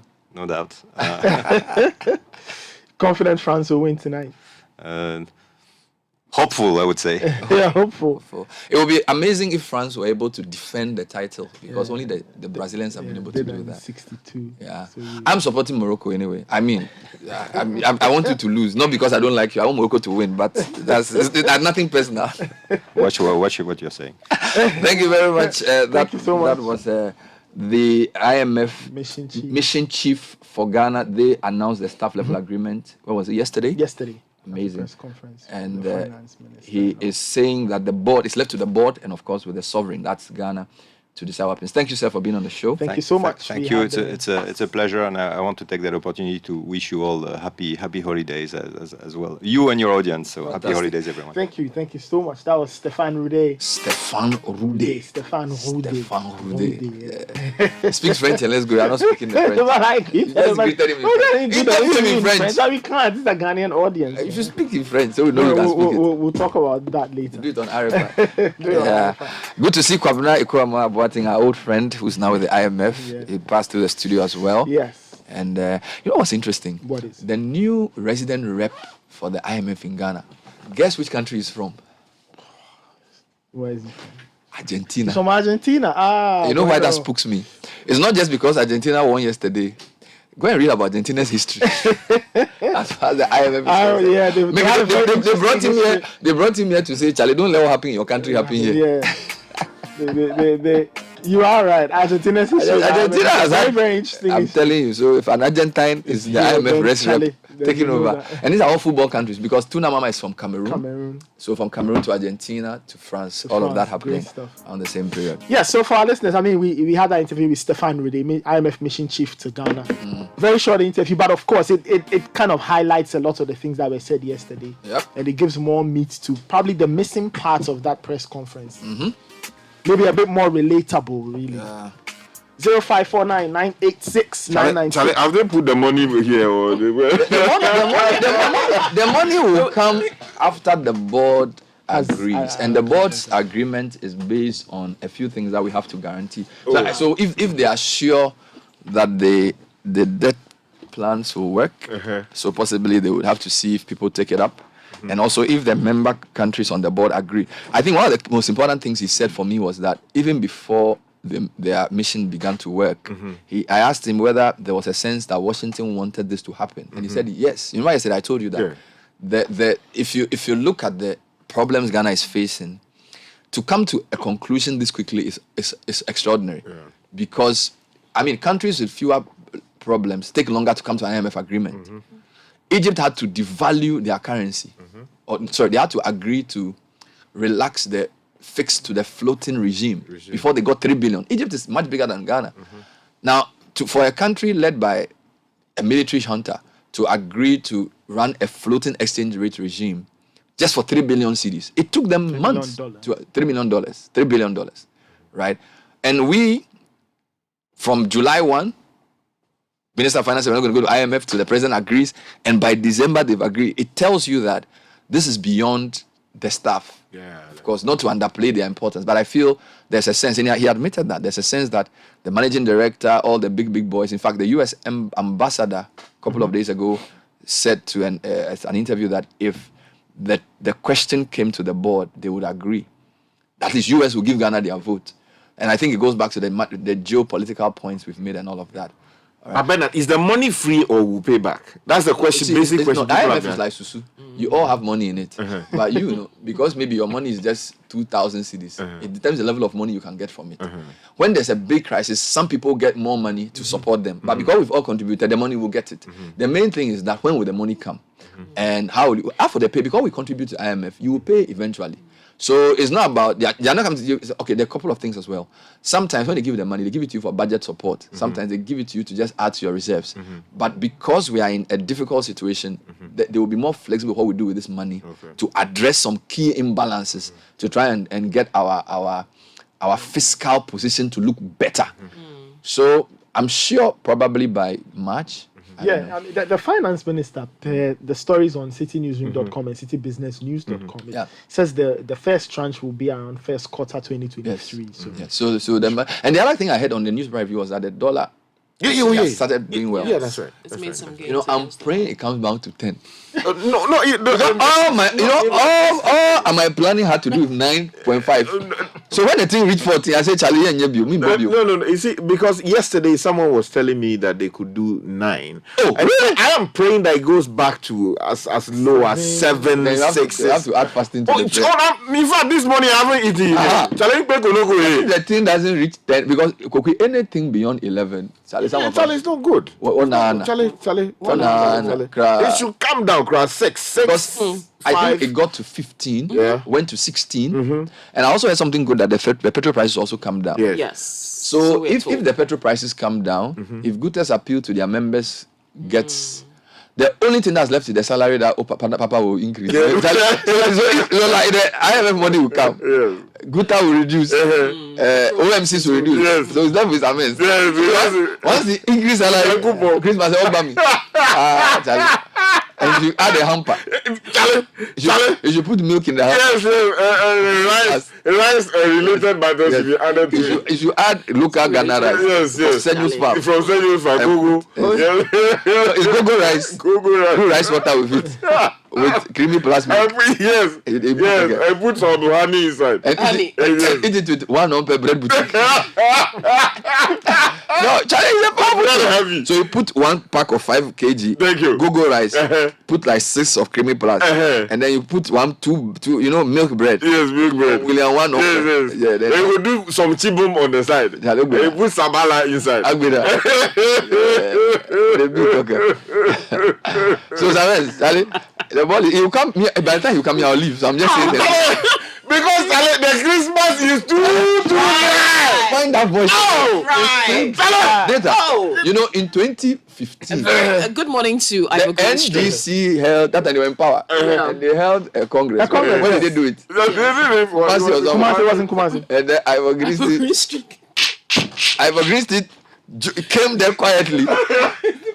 This brony is too. So they usually have solidarity messages. When they are doing those things, you have to like show support. So even when MPP can say, NDC wish you well. Charlie, people came to wish NDC well. Mahama was there, Rollins was there, Mr. Atta was there. Then everybody was there. there. Here comes CPP. Sky was there with the people as well. The thing Green Street went to do the Green Street no try. This is Green Street, no force. On behalf of the Convention People's Party, we wish you well at this your Congress. Especially, we pray that all of you here present will have a safe journey to your respective homes. Important that you emerge stronger, better, and united for a better Ghana. The reason you have to be stronger, better, and united for a better Ghana is that currently nobody, N-O-B-O-D-Y, nobody, Ghanaians are not happy at all. This blowing year is dry, too dry. So, the most painful thing of all, is that you don't care. You continue. We are watching you. Ghana is watching you. Do what you want to do. We also know what you will come and do. So, as I wish you well to elect your executives, make sure to steer your party's affairs when you are in opposition. I wish you a Merry Christmas. Yes. So NDC, your opposition, Green Street predicted it. Yes. Now, I hope the people in power are listening. They are listening. Yes, because if we edit the team, remove NDC and put MPP there, everything is the same. Everything, the blow is too high. I think it's drier now that it's drier. It's drier. It has dried up. It's dried.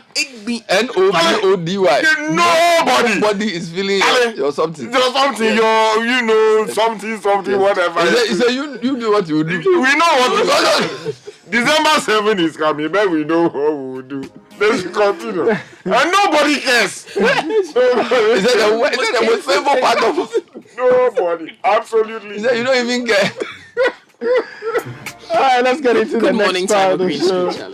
Second social media trends brought to us by Vodafone. One Ghana. The Vodafone One Ghana promo is here. With just one Ghana CD, you can have 20 minutes of talk time to all other networks and 1 gigabyte of data every day between 5 a.m. and 11:59 a.m. Just dial *530# to subscribe and enjoy longer conversations and browsing. Vodafone, further together. It's also brought to you by Cal Bank. Get free access to our shortcode service, *771# and CalNet and Cal Bank app when you reactivate your Cal Bank account between now and January to stay on top of your account. To learn more, call us toll free on 0800 500 500. Cal Bank, forward together. Mr. Cranting has the segment for us this morning. Nathan. Yep. Abi. Charlie Ade. Yeah. We'll start off with the CD. The CD is in the trends. IMF is in the trends. Okay. Yesterday, Ghana IMF reached an agreement for them to inject some $3 billion US dollars into the economy. I see. And we've been seeing from yesterday. In fact, the past week, the CD has been appreciating. So, CD, calm down. The CD is appreciating the dollar. Honorable Samson, I agree with you. No, I miss you, brutal. No, this morning I'll call you. Yeah, so people are happy. Shatawale is also trending. Yesterday, he announced the Freedom Wave concert, part 2. At the Accra Sports Stadium. Is it the venue of good things? So Shatta wants to prove something. He's come to show Whiskey something. He wants to prove something. He wants to show something small. That's before. Let your move be big Accra or Oh, easy. He's doing it to medical. Oh, MDK. Oh, MDK. They want to show something. 25th December, Christmas Day, live. So straight after situation, don't go home. Yeah. Just go straight. But where is Gulu? For find Gulu and put him on that thing. Gulu. Who is Gulu? No, Gulu. Guru. Oh, Guru. NKZ. Yeah, I like Guru. Yeah. Hey, Nathan. Yes. Sky. Yes. Kwakui. Yes. Yes, Danny. Charlie, this guy, he's beyond the problem now. Hey, Messi. Confess. Yes. Yep. It was on fire last night. Last night was his confession time. Go on. Let's hear you. Go on, let's hear you. Yes. Fans of CR7 were watching and their hearts were sinking. And now it is crisis time. We are at the point of desperation. 20 years of hard work about to be undone on Sunday. This guy, yes. Thank you. God bless you. Yes. And God will bless his efforts. Did you see the last goal yesterday? Sally. He give the guy slim bastard. He give him 1, 2. He got that. No, the way he got out of that, the touchline, that he got out of that place. And this, until yesterday, everybody was saying that the guy was the best defender in the whole of the World Cup, blah, blah, blah, blah, blah. Oh, he shook him off so easily. Man, Sherita, he give him back. Yeah, Charlie. No, the guy, no. Before, just give him the cup. Cristiano Ronaldo fans, yes, our uncle will hold. Oh, dear uncle. We will not be shaken by this. Charlie. Stand firm. But the point is, Daniel, should Lionel Messi win the World Cup? That's a very strong argument to go against. Oh, I know. But Saturday we are meeting. Having an emergency meeting. No, see the next direction of the agenda. No, which team would you rather face, Argentina, Morocco or France? France, of course. Mbappe's idol is Cristiano Ronaldo. He has to win today and complete the job on Sunday. So if Morocco beats France, then it's a done. I'm going to buy Argentina jersey. If Morocco gets to the final, yes, how are they going? How do you deal with a problem like that? How have they dealt with Belgium? How have they dealt with Messi? They may not have Lionel Messi, but they are consistently rated one of the best teams in the world. I'm saying that, and this is a team effort too. Nobody gave them a crying chance. Nobody gave them a fighting chance, and they have not conceded goals. I'm saying that we'll say all we'll say until you miss line. Forget. I'm just saying that this Argentina team has been beaten in this World Cup. No problem. That's true. Anyway, they've already lost the match. So I'm just saying anything is possible. So I'm trying to give Danny K some whether you like it or not. That's what I'm trying to say. The first day, then he no charge, and now the battery full. He will win it. No, he's playing. He's playing whilst on charge. Yes. So the battery is not dropping. And we pray it. Power bank day stand by. Yes. Hey, this guy. Yes. A moment like a dig in night down. Oh, Charlie. I understand, but it's heavy.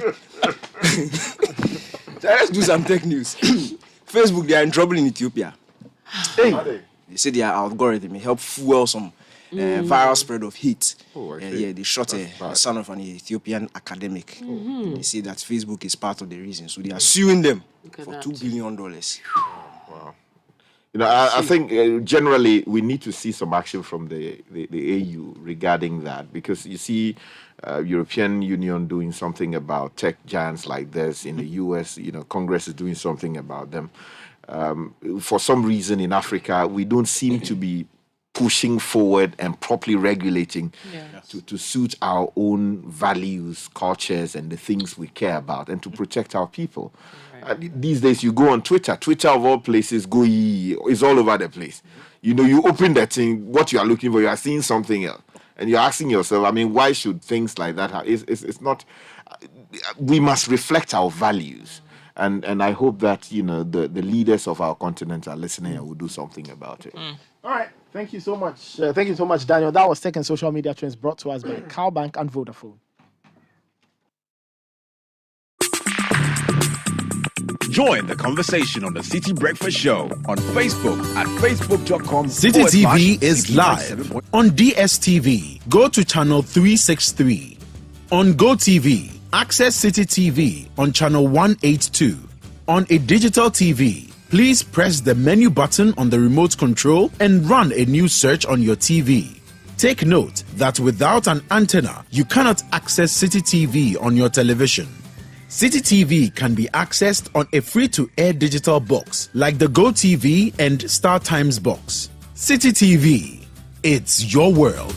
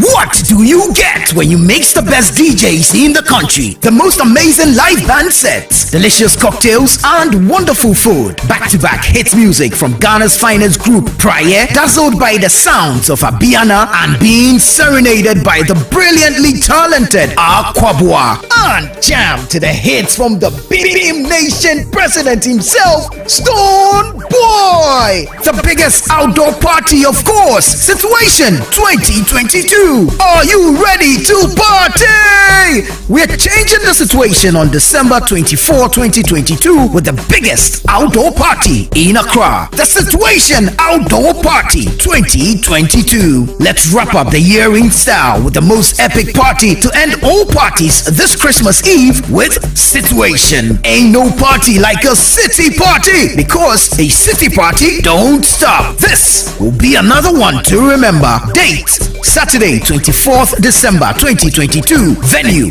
La Palm Royal Beach Hotel, Accra. Time 8 p.m. Dress code, it's an all-white affair. Get your platinum, diamond, gold and silver table bookings and seats by calling the hotlines 020-5973-973 or 055-8973-973. Book your table and make reservations now. The Situation Outdoor Party is sponsored by Ebony Condoms, Series, Doritos, Lays, Logistics Movers, and Veuve du Vernet France. It's supported by City FM and Ghana Weekend and powered by City TV. This is a Beyond the Return event.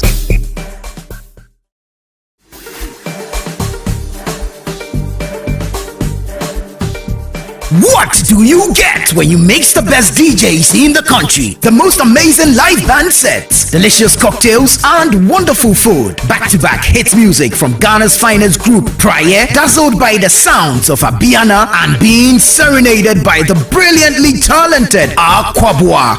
And jam to the hits from the Beam Nation president himself, Stone Boy. The biggest outdoor party, of course, Situation 2022. Are you ready to party? We're changing the situation on December 24, 2022 with the biggest outdoor party in Accra. The Situation Outdoor Party 2022. Let's wrap up the year in style with the most epic party to end all parties this Christmas Eve with Situation. Ain't no party like a city party, because a city party don't stop. This will be another one to remember. Date Saturday 24th December 2022. Venue La Palm Royal Beach Hotel, Accra. Time 8 p.m. Dress code, it's an all-white affair. Get your platinum, diamond, gold and silver table bookings and seats by calling the hotlines 020-5973-973 or 055-8973-973. Book your table and make reservations now. The Situation Outdoor Party is sponsored by Ebony Condoms, Series, Doritos, Lays, Logistics Movers, and Veuve du Vernet France. It's supported by City FM and Ghana Weekend and powered by City TV. This is a Beyond the Return event.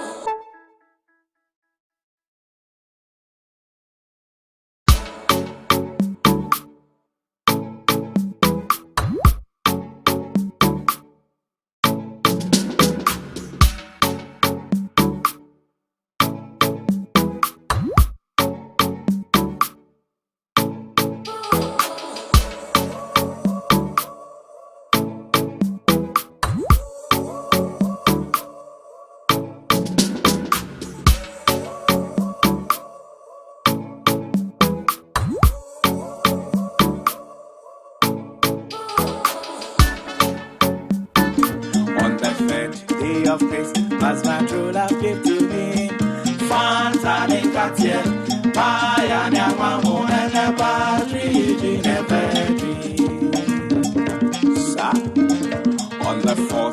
of Christmas my true love give to me.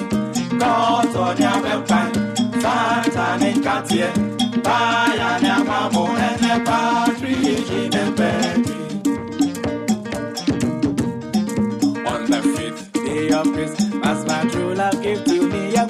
Go to be rich. Shingo nyale wankatiene kokaya tutu ene partridge in a bedroom. So on the 5th day of Christmas my true love gave to me. Go to be rich. Shingo nyale wankatiene kokaya tutu ene partridge in a bedroom. Sani yunkubi day one. On the 1st day of Christmas, my true love gave to me a partridge in a pear tree. On the 2nd day of Christmas, my true love 8:17. Sounds of the Kwampa Band with their rendition of the 12 days of Christmas. Kopi, I have a problem with that song. What's your problem? Why is it that the person giving the gifts was only giving feathered animals? Why? Think about all the things apart from the golden rings and whatever. A lot of the gifts were feathered animals. Oh, calling birds, French hens. But the person has written their songs. What you say? What? Just say why. Please go ahead. Couldn't they give candy? Why? Why the feathered animal? Why? I don't get it. 3 French hens, 2. Think about they are all birds. You're right. 4 calling birds. Okay, then 5 golden rings. Okay, but then it goes to 6. Okay, swans. 6 swans. Is it 6 swans? 7 swans are swimming. 6 geese are laying. Hey, you're right too. Hey, 6 geese are laying. 7 swans are swimming. 8 ladies dancing. Okay, fine. So and then you have 9 maids are milking. No problem. Take that out. 10. What's the 10th one? 11. The point is, is it 11 ladies dancing? You will find out. Whatever it is. And then 12. About 40 to 50, about 45% or 40%. Are like birds. Like why? Maybe the person liked birds. Maybe the person owned an aviary or something. Like maybe, yeah. Maybe it was a bird watcher. I don't know. The person writing their song, Nathan. Okay. It's 10 pipers piping. Thank you. Okay, 10 pipers piping. 9 mini. So if we're not birds, we're human beings. Yes. So you had maids are milking, ladies dancing. Whatever. Golden rings. 12 is what? 12? I don't know. Get into all these things though. Anyway, 0549 986 996. But have you heard our version? No. The Band Kukui version. No, I haven't. It's in Ga. We'll release it soon. You'll hear it. It's very nice. Give us a flavor. No, you have to wait and hear it well. Anyway, guys, the first line. You have to hear it. Okay. You have to hear it to really hear it. Anyway, guys, so it looks like today is a money day. So if you're talking about the IMF staff level agreement, the other big two happens to be from the court. Okay, the Capital Bank case. We do know that 2 things or a few things have popped up from that. Some of the biggest takeaways. 1, 2 people have been acquitted and discharged. Teteneti and Reverend Fitzgerald Odonko, they have been discharged. Atuesian was the main person in the trial, and he was accused of not handling some support that the Bank of Ghana gave to the bank at the time. Now, the High Court Accra has changed this position. This story is from citynewsroom.com, and accepted the 90 million CD repayment terms on Atuesian's restitution deal. So we at a point this popped up that there was an option on the table for him to pay back the money, and from this story, the court accepted the repayment terms. The repayment. I think one paper or one portal. I think this state how often the money was going to be paid. I'm not too sure. The 60 million balance, 3 tranches, I believe. Yes, yeah, about 20 million a year if the story was anything to go by. So that has raised the question of people who cause financial loss to the state and all of that. Now, Deputy Attorney General and Minister of Justice Alfred Chiaibua, he says that those who cause financial loss to the state will be punished and all of that. And he maintains that bank owners such as Dr. Kwabnado of Unibank and Kofi Amoabeng of UT Bank and others will be prosecuted so that the monies that were misspent would be recovered.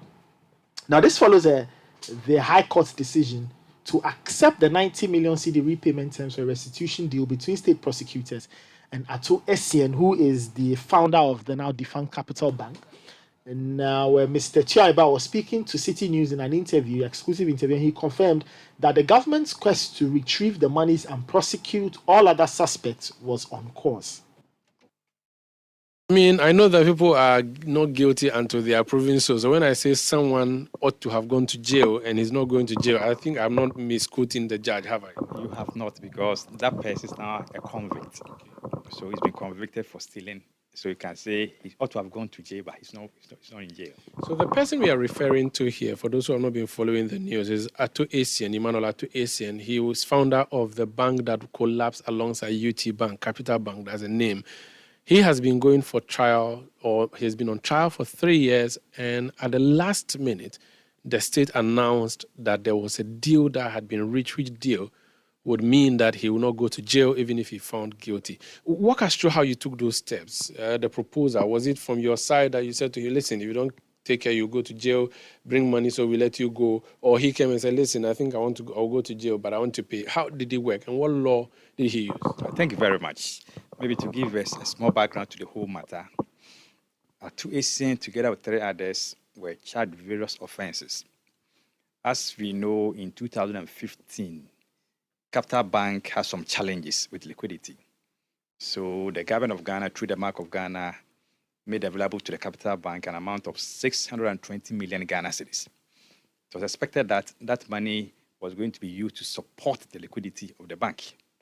And instead of using the entire amount of money to support liquidity position of the bank, Ato Essien and others decided not to use the entire amount, but to take an amount of 192 million Ghana cedis out of that amount to do other things. In the course of investigation, we realized that there was an aspect of stealing, there was an aspect of conspiracy to steal, there was an aspect of money laundering, then there was an aspect of abetment of crime. So we charged the 4 accused persons with these offenses. We called about 17 witnesses. At the close of our case, the accused person put in a prayer for submission of no case. The court, after evaluating the evidence, acquitted the 4th accused person. So they were left with 3 accused persons. But way back in 2020, we had an offer from the counsel for Ato Essien, seeking to take advantage of Section 35 of the Courts Act, Act 459. And that's section to the effect that if you are charged with an offense which has led to an economic loss to the state or an agency of the state, then you could come to court or you could approach the prosecution, make an offer of compensation or restitution and reparation. So counsel for Ato Essien made an offer in 2020 in respect of restitution and reparation. During that time, he admitted having stolen 27.5 million Ghana cedis. We had charged Ato Essien with various counts, and as I said, our total amount was 192 million Ghana cedis. But he said he was admitting only 27.5. Before this admission, we had realized that an amount of 100 million Ghana cedis was actually still with Capital Bank.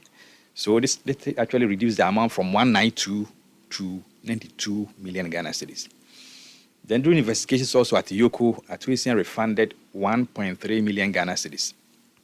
So in effect, the amount left was 90.7 million Ghana cedis approximately. So when he made the offer of 27.5, the state rejected it because we were of the firm view that looking at the evidence that we had, that amount was woefully inadequate. That was in 2020. Then in 2021, his lawyers once again wrote to us, making another offer. And this time round, the offer was to the effect that upon going through their end, they realized that the amount was rather 57.5 million Ghana cedis. And in that letter, they also indicated their readiness to offer reparation in the sum of 12.5 million to make it 70 million Ghana cedis. That one too, we rejected it and said, even if we're going to take their 57.5 million Ghana cedis as the admitted sum, the 12.5 offered by them was woefully inadequate as reparation. Meanwhile, we were also prosecuting the matter. We had closed our case. They had also opened their defense, closed their case. So the matter was then fixed for judgment. Then in the last hour, we had another offer from them. And this time round, they had acceded to our demand to increase the amount from 70 million Ghana cedis to 90 million Ghana cedis. This means that the state was going to be compensated in court or by reparation. So they paid the full amount? Full amount. But the full amount now includes reparation and restitution. What's the difference between reparation and restitution? Restitution is exactly the amount or the item that you think you've taken from another person and you are returning that item or amount. The reparation is where you are trying to, because you took the amount or that item from him, you are trying to, as it were, give something on top. So compensation. Compensation. But if you look at the act, they've used compensation as one side. The other side is about restitution and reparation. So if you look at the 90 million Ghana cedis, 57.5 is the amount admitted. That's the restitution aspect of that admission. Then the remaining 32.5 is by way of reparation to the state. So if there's any interest the state is getting, that will be 32 million. 32 million Ghana cedis. So the actual money stolen, which is being paid back, is around 50. The compensation for the theft, which could pass as interest on the accrued on the money, then becomes 30. Exactly, that's the case. How different is this restitution reparation from the plea bargain thing that the AG's department has been discussing? All right. Now, if you are charged with an offense in Ghana now, you may take advantage of the Section 35 we just discussed. Or if your case does not fall within the ambit of Section 35, if it does not lead to economic loss to the state, and it's in respect of any other matter, you may take advantage of the Plea Bargain Act. It's now an act of parliament. Because parliament has approved it. It's been assented to by the president. It's now a binding act in Ghana. In the plea bargaining system, here you're also trying to say that I admit having committed this offense. In lieu of going to jail for perhaps 10 years, I'm prepared to compensate the victim. If the victim is the state, I'm prepared to compensate the state.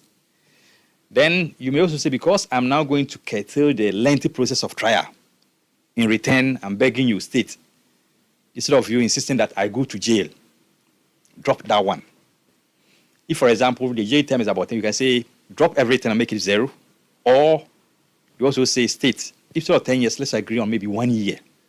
So here you are bargaining.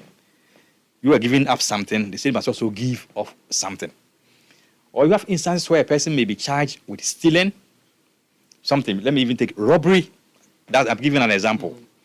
The person may want to say, what I did to me does not amount to robbery, but rather stealing. So let's enter into a bargain so that I plead guilty to stealing instead of robbery. Because the punishments are different. Different. So you may be charged with an offense, but you want to plead to a lesser offense, which carries a lesser penalty. This reparation, restitution, which is Section 35, and this plea bargain act, are they open to everybody? Yes. So far as you've been charged with an offense under our laws, you can take advantage of the Section 35 or under the plea bargaining act. But it will depend on the offense that you've been charged with. For instance, under the plea bargain act, if the offense is in relation to sexual offenses, you can never enter into plea bargain with the state. Okay. If there's the offense about treason, you cannot enter into plea bargain with the state. If the offense is in relation to electoral matters, you cannot enter the plea bargain with. So there are some exceptions that you cannot take advantage of under the plea bargain. Yes. At what point can you go under Section 35, where you can do the restitution? At what point can you go under the Plea Bargain Act? Are they the same or they are different in relation to the crimes that have been committed? Yes, they are different in the sense that Section 35 is a very limited one. 35 under the Cost Act, it talks about economic loss to the state or a state agency. So here, before you can take advantage of that section, you must demonstrate that that offense has led to economic loss to a state agency or the state. Okay. So that's the reason I think last time we went to court, the judge wanted us to just make sure that we convince him. But if you talk about the Plea Bargain Act, it's available to everyone. It matters not whether there's economic loss to the state. It can even be aspect of stealing. It can be aspect of defrauding by false pretenses, assault, all manner of things. So if someone steals a goat, they have to go under plea bargain, not under Section 35. If you steal a goat belonging to the state, okay, then you can go under Section 35 because your action has led to economic loss to the state, or it has led to a property led to a damage to a property belonging to the state. If it's still a goat belonging to X, who is not a government official or a government agency whatsoever, then it's going to be plea bargain. And does the person have to concede, or the state prosecutors can still decide that, okay, this guy stole your goat, but he has come and he says you pay this money, so we are going to let him be? How does it work? Yes. Plea bargain has an aspect of compensation to the victim. So a victim reports a matter to the police. The suspect is arrested. He's processed for court, and then the prosecution takes over to prosecute. Before we agree with any accused person on an issue, the victim in that particular case will have to be consulted. If, for example, some A enters into B's house to steal, and A is arrested, and B wants to enter into plea bargain with the state, we need to involve the party who came to complain. Exactly. The complainant. Okay. So that you can also know his stand on the matter. Okay. But there are instances where they may give some form of compensation, you have to make some compensation to the complainant. Okay. But if you look at the Section 35, I said that's why it's purely for the state. And that's the reason why we go in. We also consult the state, as you all know. Okay. So now let's talk about this specific issue for which reason we're having this conversation, Ato Asian. He has finally pleaded guilty, and this is at the end of the case. That makes him an ex-convict or a convict. What does it make him? He is now a convict. But if he pays the money, then he's an ex-convict. But he won't go to jail, or? Yes, if he pays, it means that he has served his sentence. Okay. The sentence about the payment. So it says that someone having been to prison, a person having been released from prison, he'll be an ex-convict. But as we speak now, he's a convict awaiting sentence. But the technical thing is that the sentence has been suspended. Okay. If he's able to go by the terms of the agreement, then he walks home. The proposal he put before government goes all the way to next year, I think December or so, where he's going to be paying in installments. So it means he is walking home free man today. But if he fails to make that payment by December 2023, then you can bring him back to the court and say the court, he has failed to pay, so we want you to jail him. Yes, it's not even about December 2023. If next year by the 28th April, he has even paid 19.99 million Ghana cedis, short of 1 peso, you will cause his arrest, take him to court, then automatically the outstanding sum becomes payable, the whole sum becomes payable. If he doesn't pay, then the court in its wisdom and through his discretion impose a custodial sentence on him. There are some privileges that are not accorded to someone who has served a sentence before or someone who has been convicted. Now that he's a convict and may become an ex-convict, what privileges can he not enjoy? For instance, can he be a director of a next bank as he is a convict now, or even after he becomes an ex-convict? Yes, he's now a convict. It carries with it a lot of limitations on his movement, not physical movement, when it comes to, one, if you look at Act 930, the Banks and Special Deposit Taking Institutions Act, Act 930, he cannot be a director of any financial institution. He cannot hold any management position in a financial institution. If you take our constitution, because stealing involves dishonesty, he cannot be an MP, he cannot be a minister of state, and for the president and vice president, automatically he cannot. He can also not be a chief if he's a royal. He has been convicted for an offense involving dishonesty. If you take our Companies Act, because he has been convicted for stealing, he cannot be a director in any company. And this is in perpetuity, or there is a period, a statute of limitation? If you look at the Constitution, some of them have some limitations, 10 years. So for the next 10 years, you have to, you can't do that. He has to wait. And if you have to speak now, the judge even indicated it in court today. His passport is still with the court. He's still on that kind of restriction. He cannot travel outside the country without the permission of the court until he finishes paying the money. What do you say to critics who say you allowed him work because of his status in society, and that you are running a caste system? And then when I say you, I mean the judicial system, are running a caste system where some people suffer for offenses they've committed, others do not. And this instance is a clear case. That position is not tenable. People sometimes have the opinion that it is only the well-to-do society who are protected by the laws. No. You can be rich, you can be poor.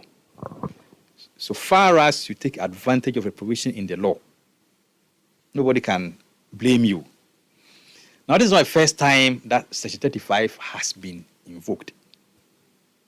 There have been other cases. And if you go to Regents, as a private legal practitioner way back then, there were instances where some clients took advantage of the Section 35, and even some of the clients were even charged with murder. But we entered into bargain with the state, and the charges were reduced from murder to manslaughter. But people do not want to take advantage, because the thinking has been that just let the prosecution prove their case. If they are not able to prove it, then they walk free. So it matters not the position of Atuisian. He decided to take advantage of the law, and he gave an offer that the state considered to be reasonable, and this is where we are today. And let me take you back. Now, those who followed the quality grain case somewhere in 2001, Mr. Kwampepra and the rest, in that case, the judge, Justice Afre, made an indication that he was surprised that the accused person then did not take advantage of Section 35. You can remember some of the accused persons making the case that they were not feeling well after the conviction, so the court should deal with them in a particular way. They were expecting them to have taken advantage of Section 35. The same way, yes. Malamisa's case, his case too, there was an indication of that sort. So the law has been there, but people are not taking advantage of same. Since 92.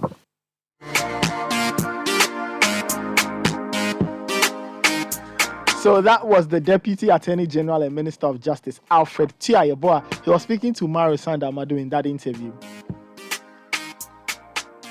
Essentially trying to, bring some clarity to some of the things we picked up in the news concerning Atuisian and the decision, or the court's decision to accept the 90 million cedi repayment terms for a restitution deal between state prosecutors and Mr.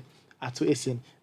Sky, I remember sometime last week when this popped up, you found that line of action very strange, or you had a few issues with that, why they had taken that decision.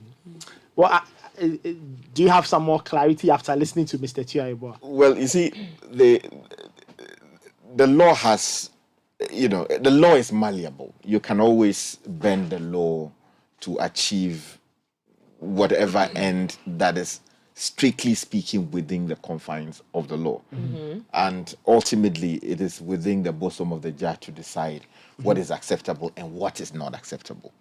Now, the Deputy Attorney General has sufficiently explained the position of the law, which is that what the state sometimes cares about is that if you are accused of stealing money, or you have done an act, which act has resulted in financial loss to the state, we don't care so much about putting you in jail, even if we wish to put you in jail.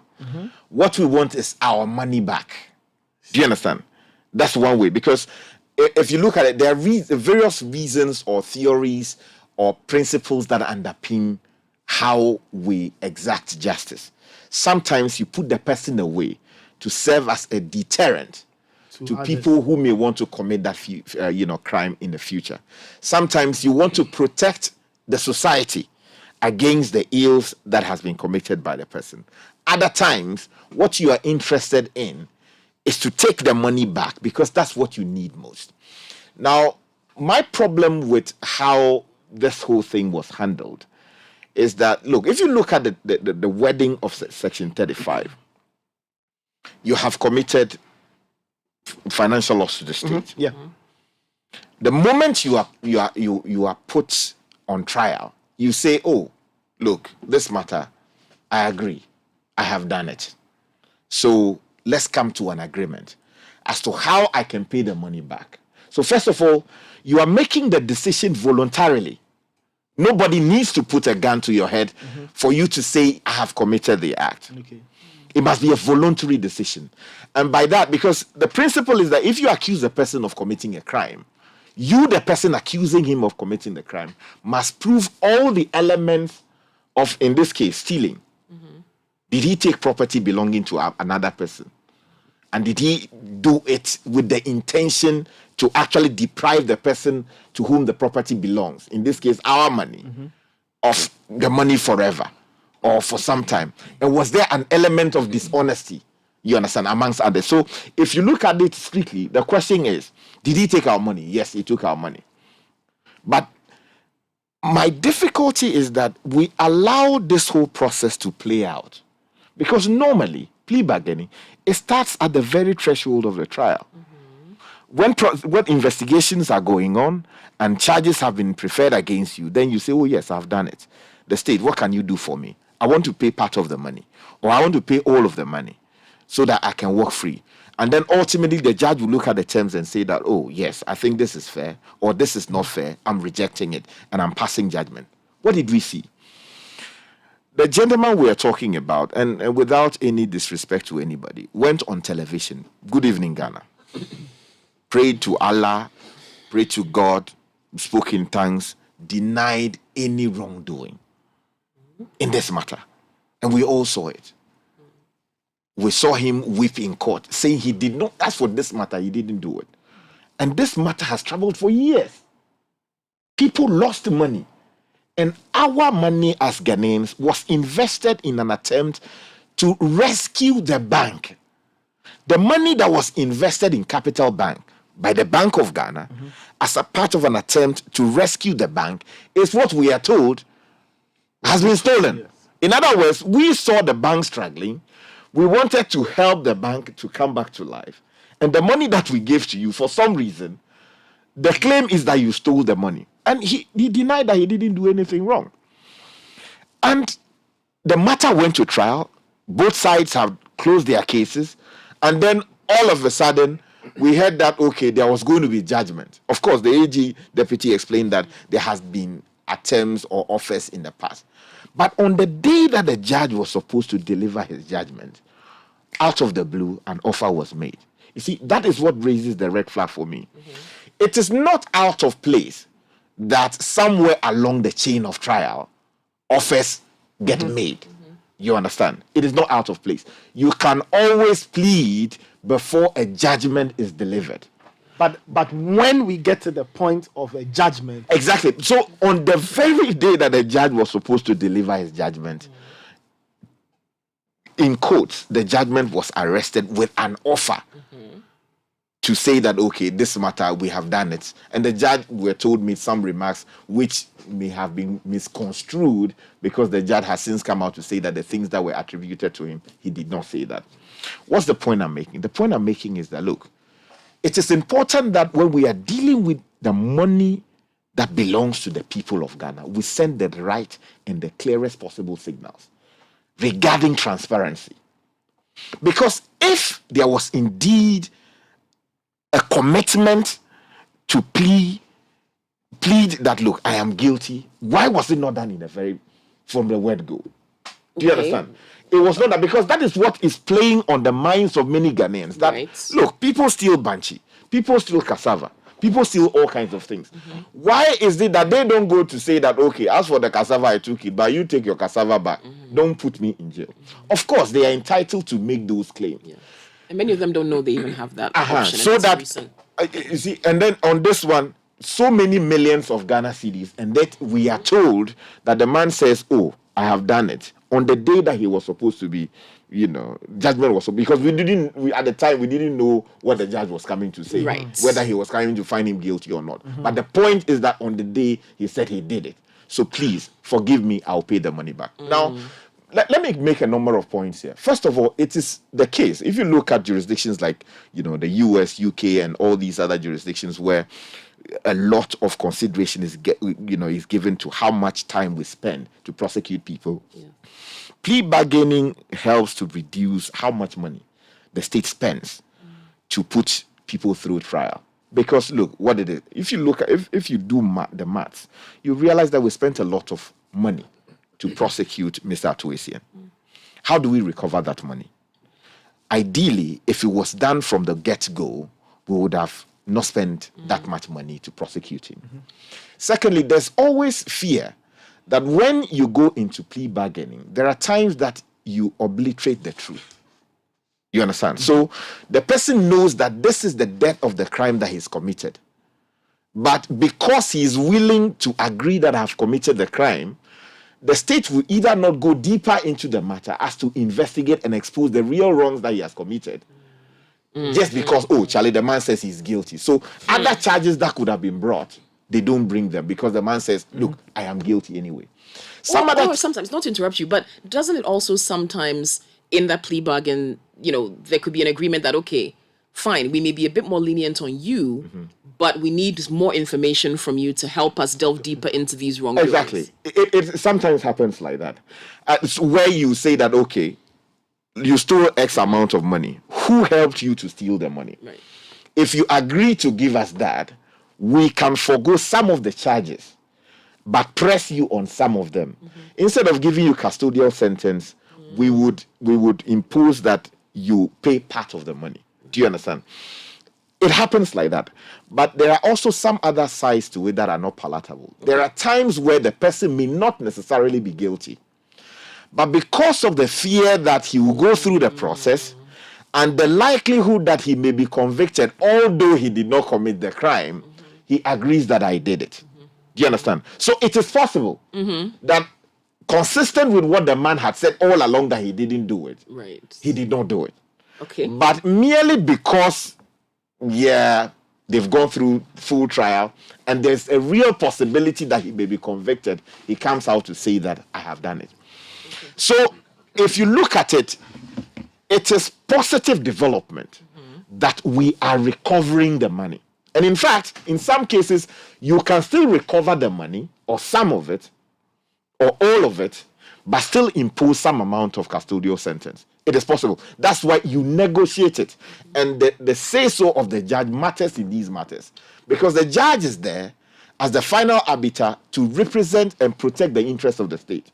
The money that we are recovering, or the proposal to recover the money, is it in the very best interest of the people of Ghana? So the question we should ask ourselves is, how much was invested in this project? We are told that, how much? It was in... 192... No, in terms of the banking sector. Yeah, capital bank money. Bank. The capital bank one was about...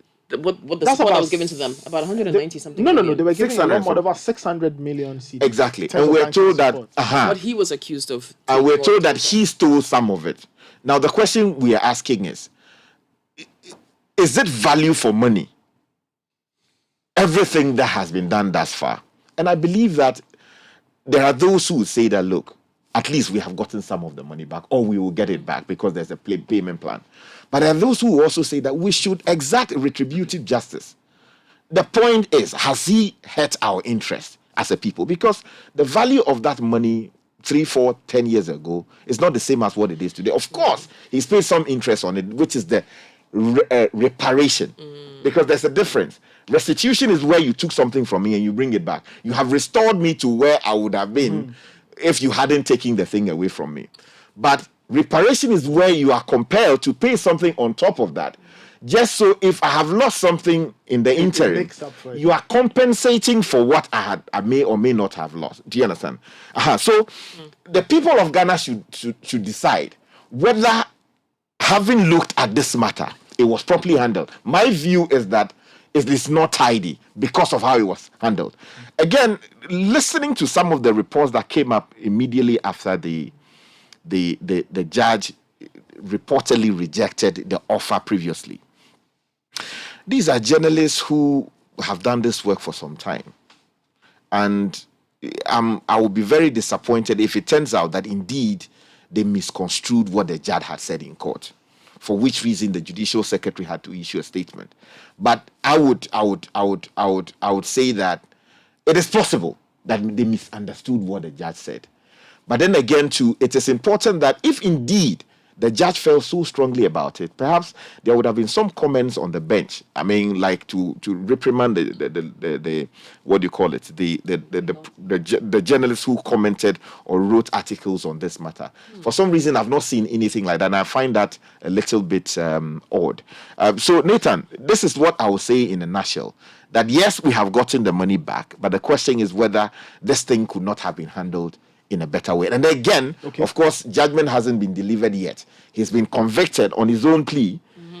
We are waiting to hear what the judge will say, whether he will be allowed to go scot-free or there will be some custodial sentence imposed. Whatever it is, we are getting some of our money back. Well, we'll see.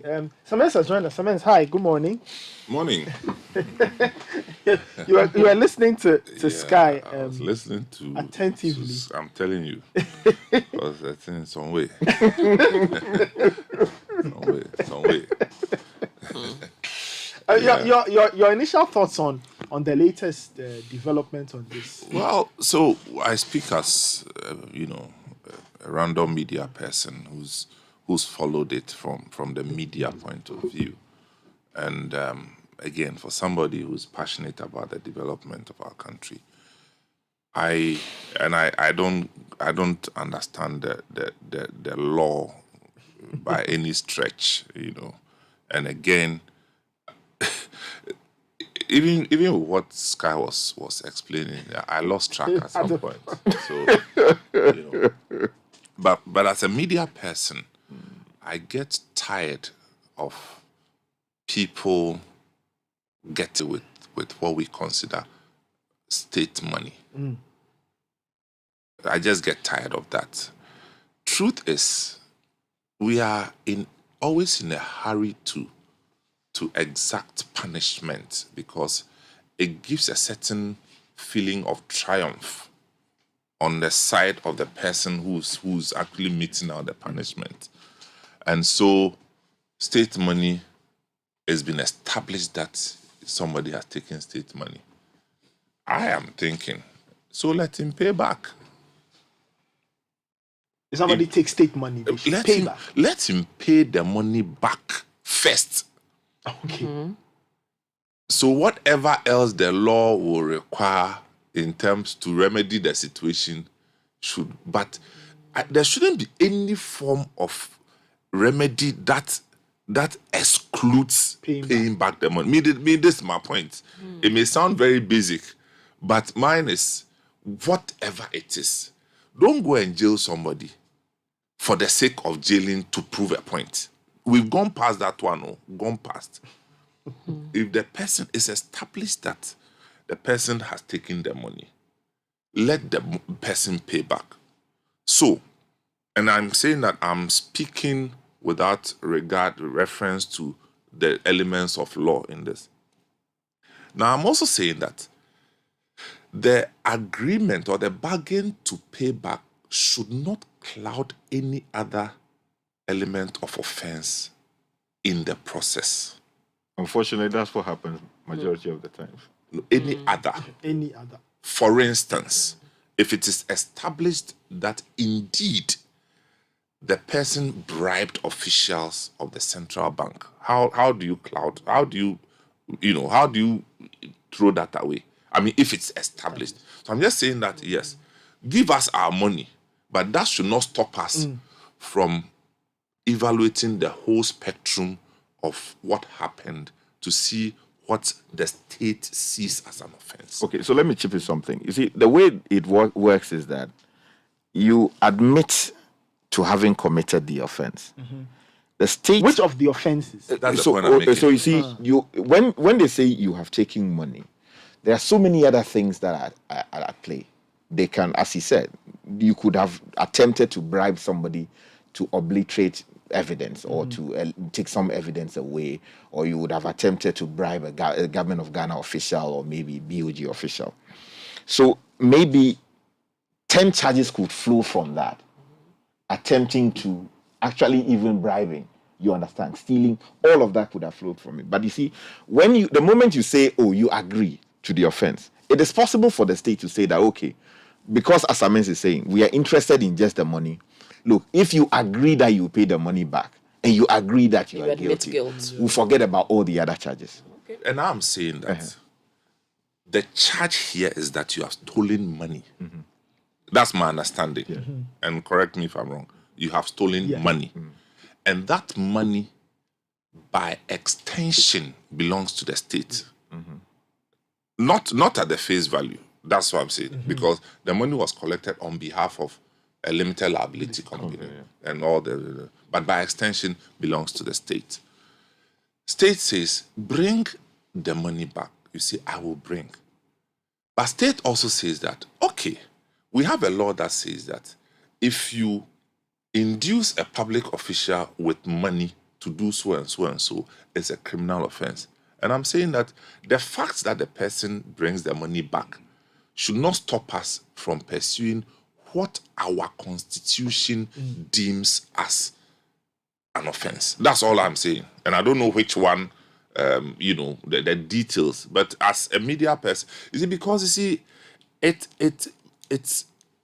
makes some of the sacrifices of public servants, well-meaning public servants, it brings it to nothing.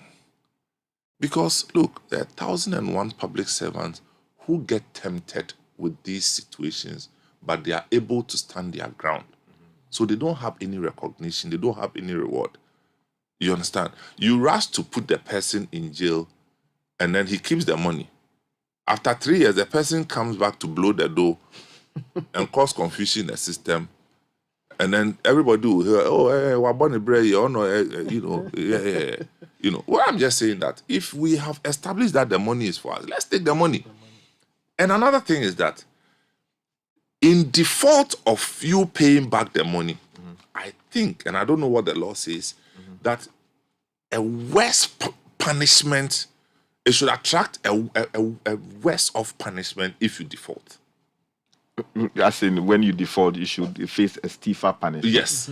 No, the point is that, as the AG explained, you cannot enhance the punishment just like that, thinking that you have done, you have committed an act. The order is bring the money back. If you don't bring the money back, then they can then impose custodial sentence. Do you understand? So there's a schedule that you must follow.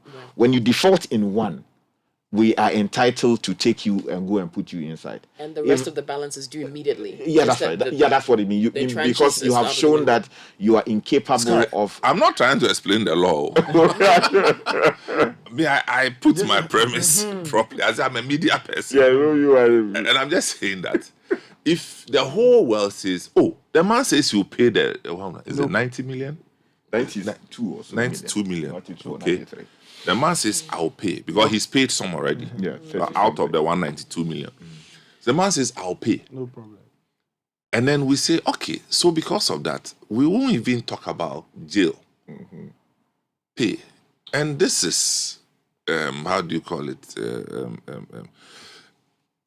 This is a good arrangement. Now, you pay some, and then you start dilly-dallying and, playing smart. After you said you would pay. Yes. And I'm saying that the law, we should now rewire the law so that the punishment for doing that will be stiffer. That would be double justice. Like, what do you call it? Double jeopardy. Because the principle is that... Yeah, but the double jeopardy is what will stop people from doing that. That's the point I'm making. Because you have swerved us. You didn't go to jail first. You said you pay, and you are not paying too. You're not paying. And most of the time, they know how to swerve the system.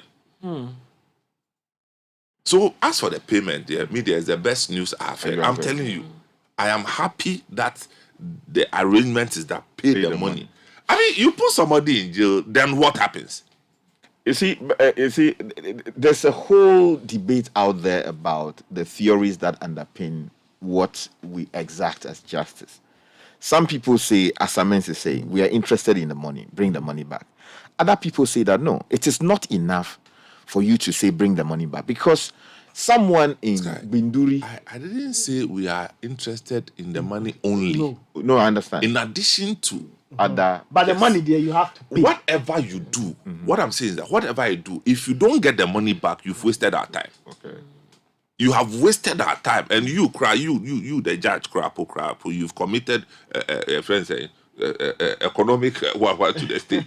Because you go and give the person, they go and lock the person, and then after 2 years, the person comes out, you just come and chop his money.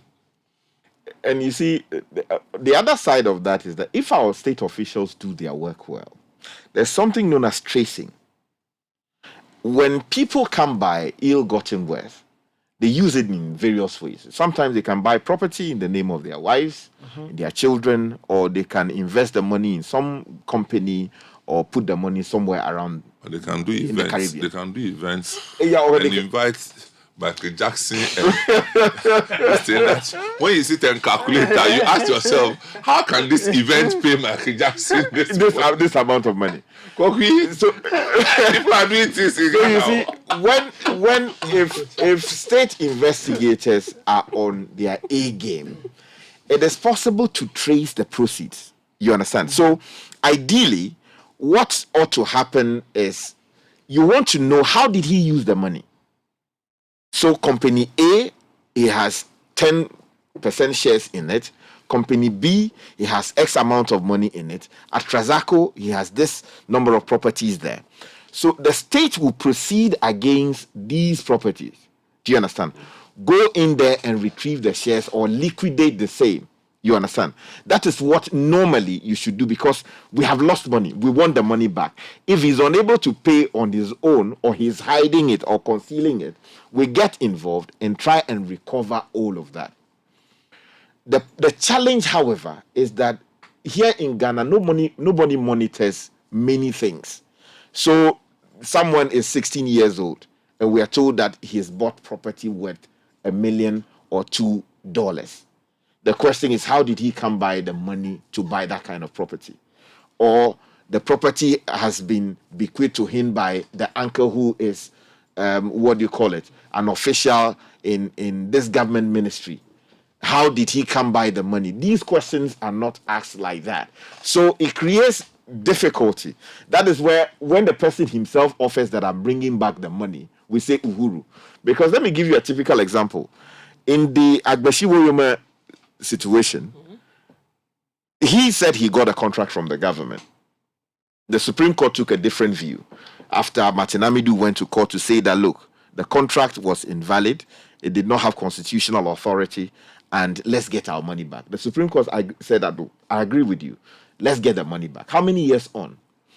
Properties that we were told belong to the man, other institutions came and said that, look, the property doesn't belong to the person, we have stake in this property, or this property belongs to us. You understand? So many years after the judgment was delivered that we should go and collect the money, we cannot find the money, because in some cases, things that we were told he used the property for, we cannot get those things back. So it creates difficulty when you want to proceed in this way.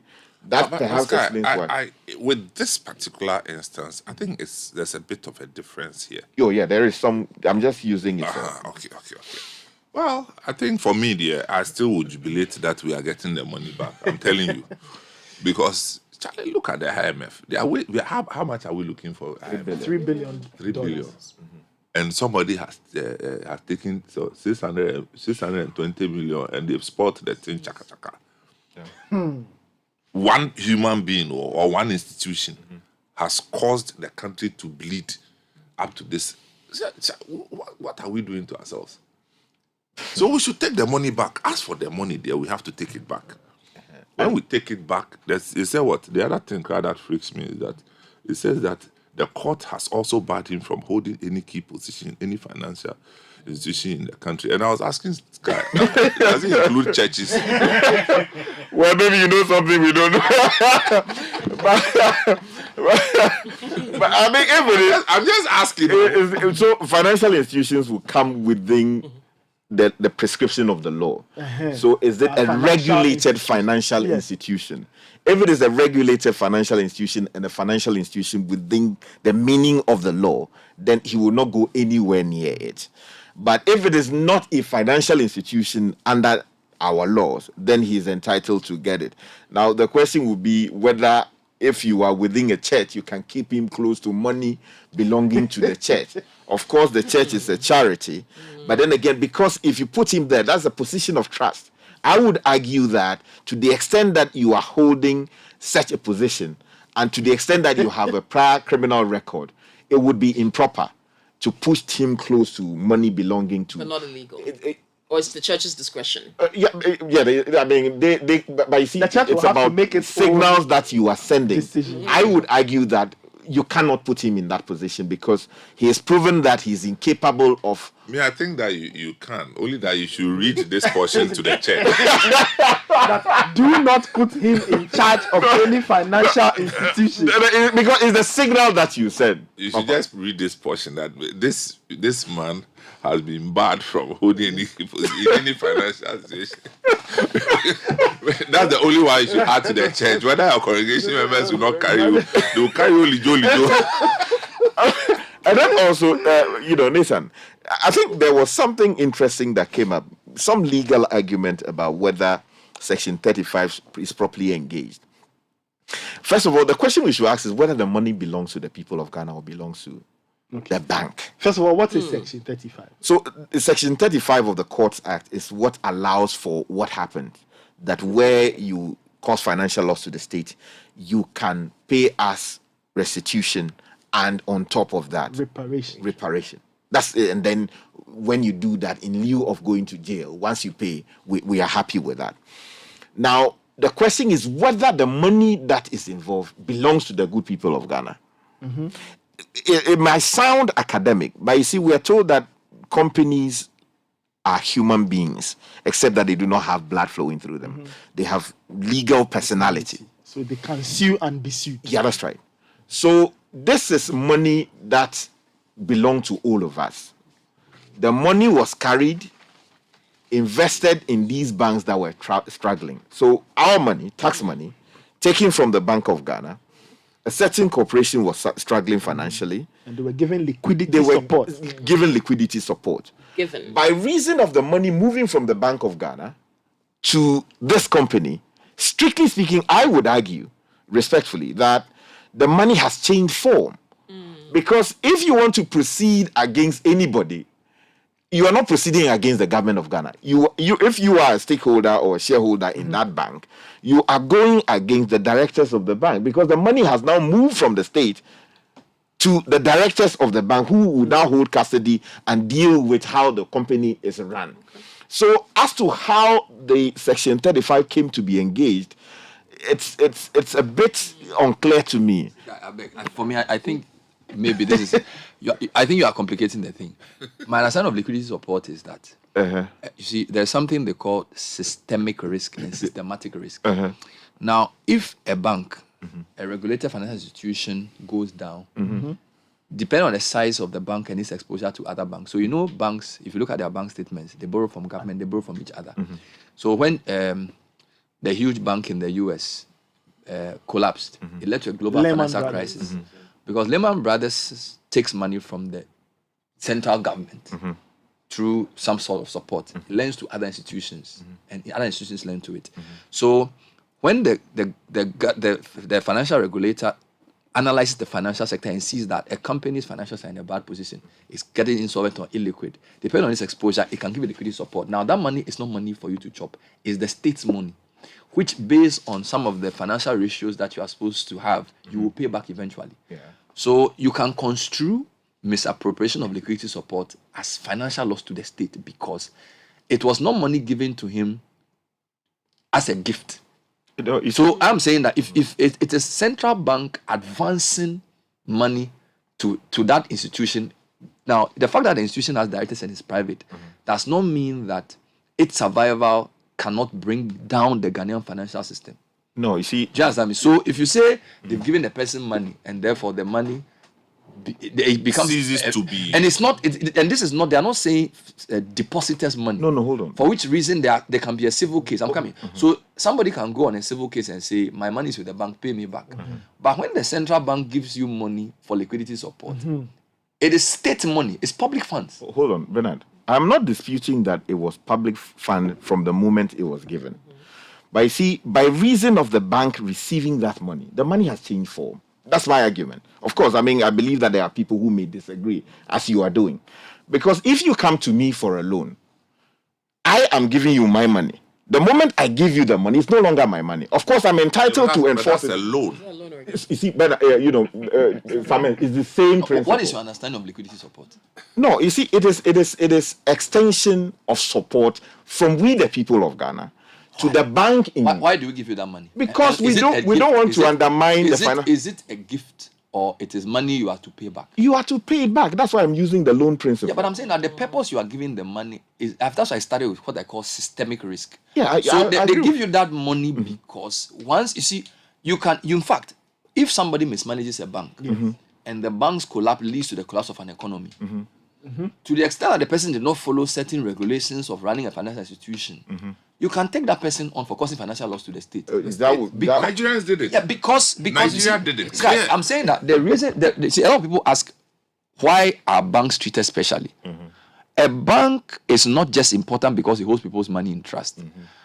There's something called contagion, and there's something if people run on a bank. In fact, when banks misbehave and it leads to people losing confidence in the system, the whole system collapses and all of us lose. So for me, without getting into the legalities, I feel when you give a bank liquidity support, it is not your money to do anything you want with it. There are specific things you are supposed to do with that money to ensure that you don't collapse to bring down the whole financial system. So if that money is misappropriated, the state can ask you, can accuse you of mismanaging state funds. You see, Bernard, the point I'm making, I believe the academics would deal with it in subsequent writings. The reason is that I am trying to disengage Section 35. Okay. And if I was dealing with this matter, that would have been my argument. That look, if I give money to Bernard today, he is in financial crisis, and I give money to him, I'm entitled to recover the money from him. But if Kwame comes to steal the money from Bernard, the money at that point does not belong to me. The money belongs to Bernard. It is Bernard's money that has now been taken. So what I'm saying is that if you lay the law down, my argument is that yes, it is our tax money that we give to the Capital Bank. Exactly, because the BOG is extending the money. The Capital Bank people receive the money and they are entitled to use it for whatever they want to use it for within the remit of the agreement. That's what I'm saying, the mistake you are making. Hold on. For example, there are even some cash reserve ratios. You see, that's what I'm saying, that when it comes to banks, look, you can have your own money and set up your own bank. The government will ask you to keep a certain the government will ask you to keep a certain percentage of that money in specific reserves. If it's your money. That's true. So for regulated financial institutions, it's not. It's just what I'm saying. Your argument can be true in relation to when you talk about money's fungibility and money's usage.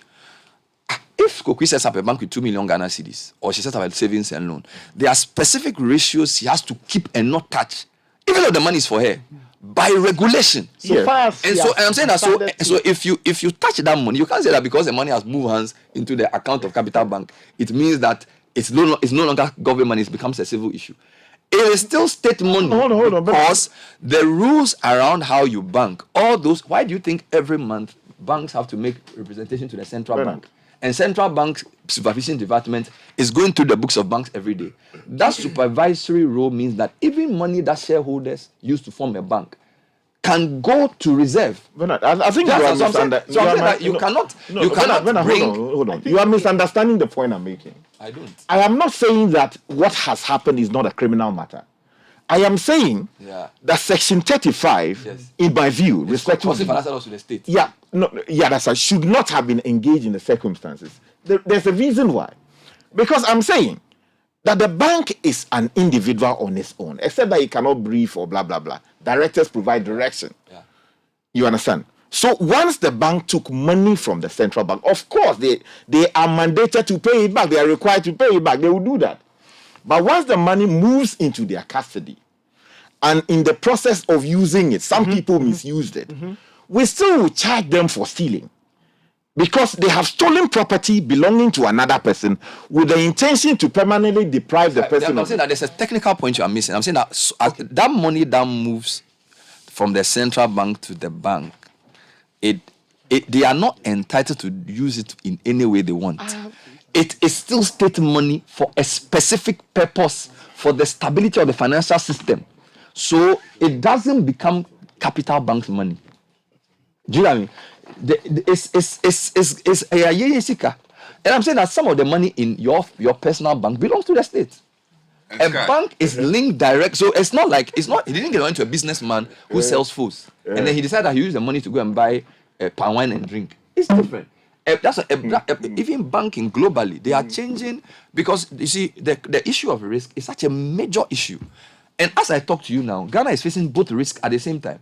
We have a systematic risk because the whole system, based on external factors, can collapse. And then you have individual institutions which are highly integrated with other institutions, mismanaging funds, which can lead to a collapse of that sector. So I am saying you cannot construe that liquidity support to be anything else than state money, even while it sits in the bank's vault. Because even without liquidity support, some of your own shareholder funds, so long as it goes to capital, that capital adequacy ratio, the Bank of Ghana is enjoining you not to touch it. So Samens can start a bank with 10 million cedis. Not at this point. That money, if his minimum required reserve is 10%, he can't say, I have to pay my daughter's school fees, so I have to take it. He can't.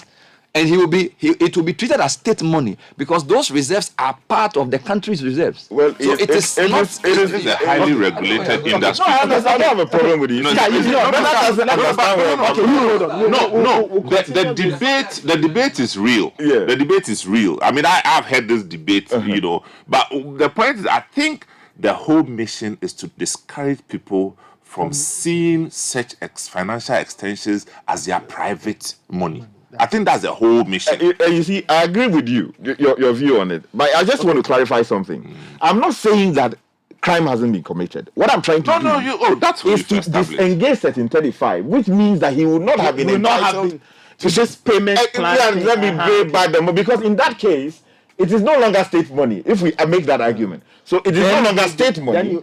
So the economic loss argument is discarded. Yeah, but they were also charged with stealing. It's stealing. So you can steal state property. Yes. Okay. But you can also steal property belonging to a private individual. Yes. So my view, which people can disagree with, is that we ought to have treated it as what? Private money. And then proceed to try on the basis of stealing or private money, and then convict on that basis. In which case, Section 35 is not engaged. That's intellectual. That's intellectual. As for us, we just need our money back. Still listening to the Citi Breakfast Show. Send your messages on 0549 986 996. We'll take a very quick break. When we come back, we have a lot more for you. Be right back. Don't go anywhere.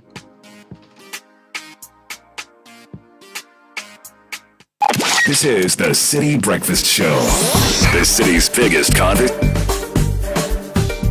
What do you get when you mix the best DJs in the country? The most amazing live band sets, delicious cocktails, and wonderful food. Back-to-back hit music from Ghana's finest group, Prayer, dazzled by the sounds of Abiana and being serenaded by the brilliantly talented Aquabua. And jam to the hits from the Beam Nation president himself, Stone Boy. The biggest outdoor party, of course, Situation 2022. 2022. Are you ready to party? We're changing the situation on December 24, 2022 with the biggest outdoor party in Accra. The Situation Outdoor Party 2022. Let's wrap up the year in style with the most epic party to end all parties this Christmas Eve with Situation. Ain't no party like a city party, because a city party don't stop. This will be another one to remember. Date Saturday 24th December 2022. Venue La Palm Royal Beach Hotel, Accra. Time 8 p.m. Dress code, it's an all-white affair. Get your platinum, diamond, gold and silver table bookings and seats by calling the hotlines 020-5973-973 or 055-8973-973. Book your table and make reservations now. The Situation Outdoor Party is sponsored by Ebony Condoms, Series, Doritos, Lays, Logistics Movers, and Veuve du Vernet France. It's supported by Citi FM and Ghana Weekend and powered by Citi TV. This is a Beyond the Return event.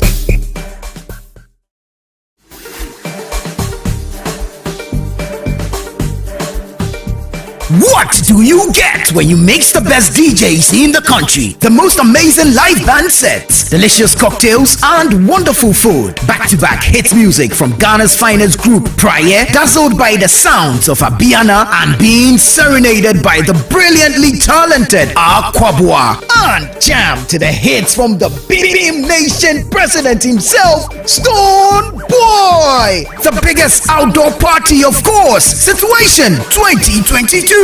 Are you ready to party? We're changing the situation on December 24, 2022 with the biggest outdoor party in Accra. The Situation Outdoor Party 2022. Let's wrap up the year in style with the most epic party to end all parties this Christmas Eve with Situation. Ain't no party like a city party, because a city party don't stop. This will be another one to remember. Date Saturday 24th December 2022. Venue La Palm Royal Beach Hotel, Accra. Time 8 p.m. Dress code, it's an all-white affair. Get your platinum, diamond, gold and silver table bookings and seats by calling the hotlines 020-5973-973 or 055-8973-973. Book your table and make reservations now. The Situation Outdoor Party is sponsored by Ebony Condoms, Series, Doritos,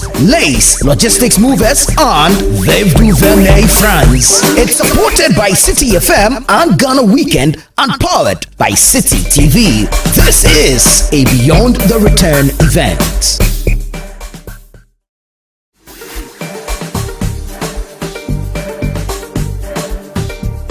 What do you get when you mix the best DJs in the country? The most amazing live band sets, delicious cocktails, and wonderful food. Back-to-back hit music from Ghana's finest group, Prayer, dazzled by the sounds of Abiana and being serenaded by the brilliantly talented Aquabua. And jam to the hits from the Beam Nation president himself, Stone Boy. The biggest outdoor party, of course, Situation 2022.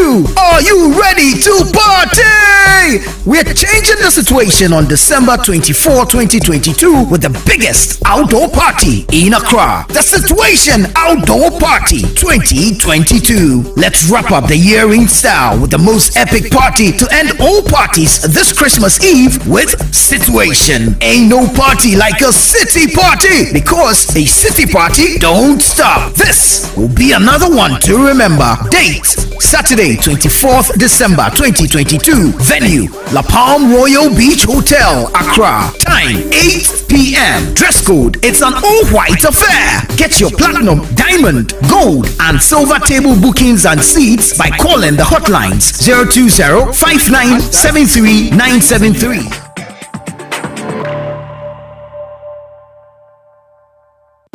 The Citi Breakfast Show. Rise above the noise.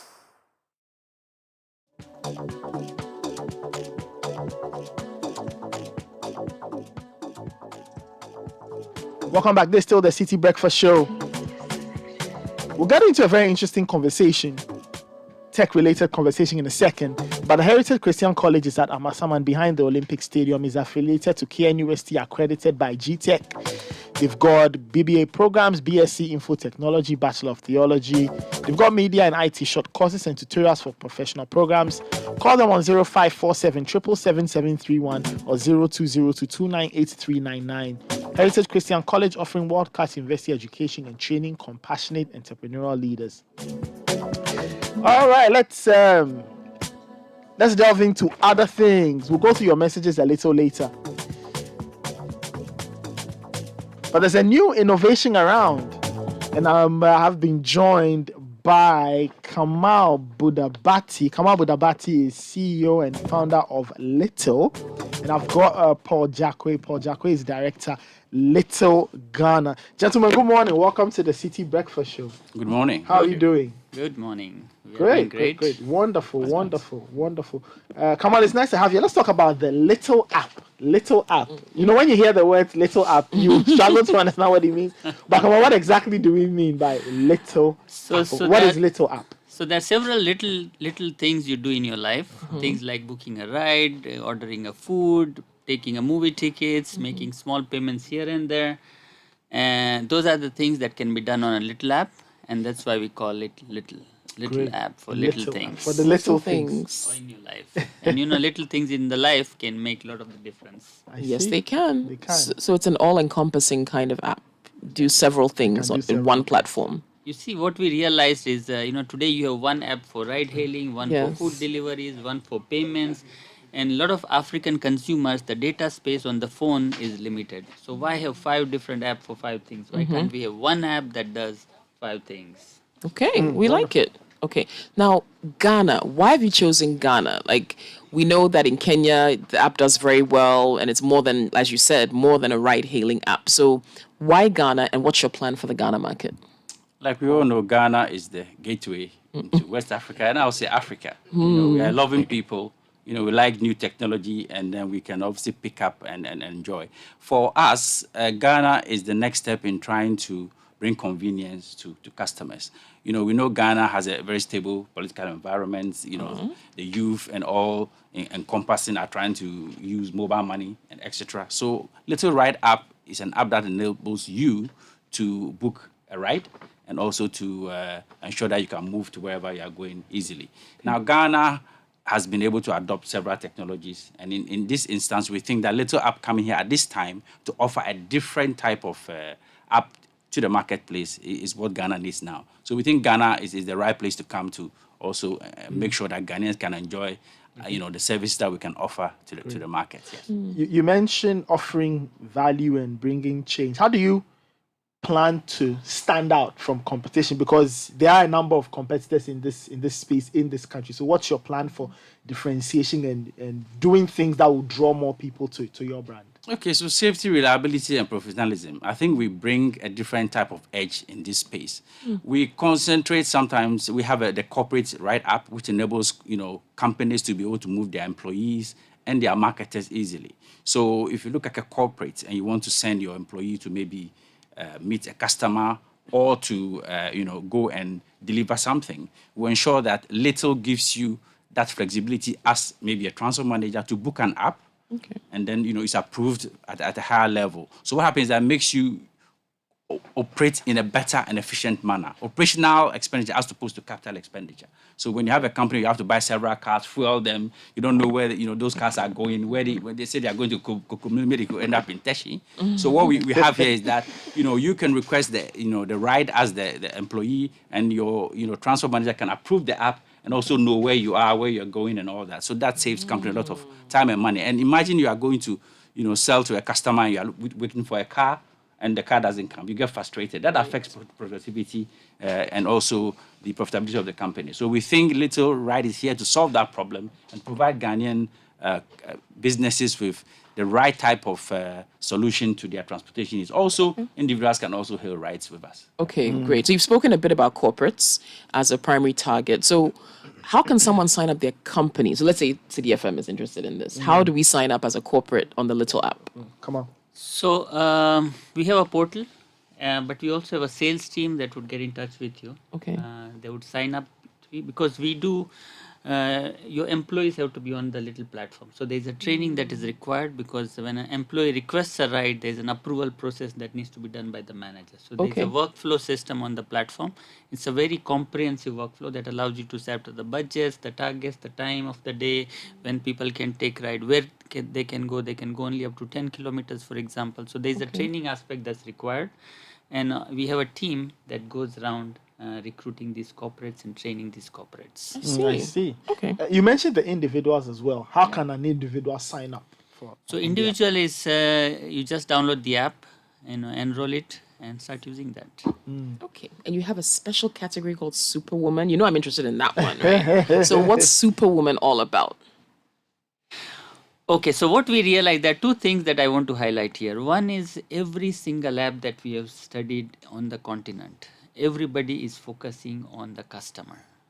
At the expense of the customer's benefit, the drivers are getting penalized. So we want to ensure that the drivers, for us, drivers are the face of the company. The first interaction that you have with the app is through our drivers.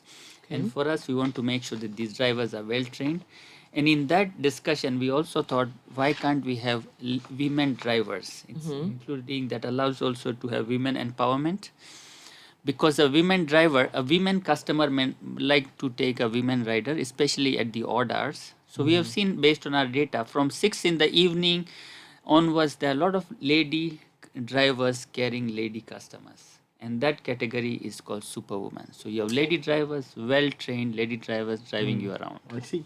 What about your other vehicle categories, and how would the rider know which category to book or choose? Okay, there's basic and there's comfort. And, we also be going to the luxury and maybe 4x4s. So obviously, depending on your taste and the type of vehicle you like to ride in, you can select that when you go to book the app. So you can select basic or comfort, or obviously have the super luxury vehicles when you want that. And there will actually be that range. Yeah, there will be that range. Okay.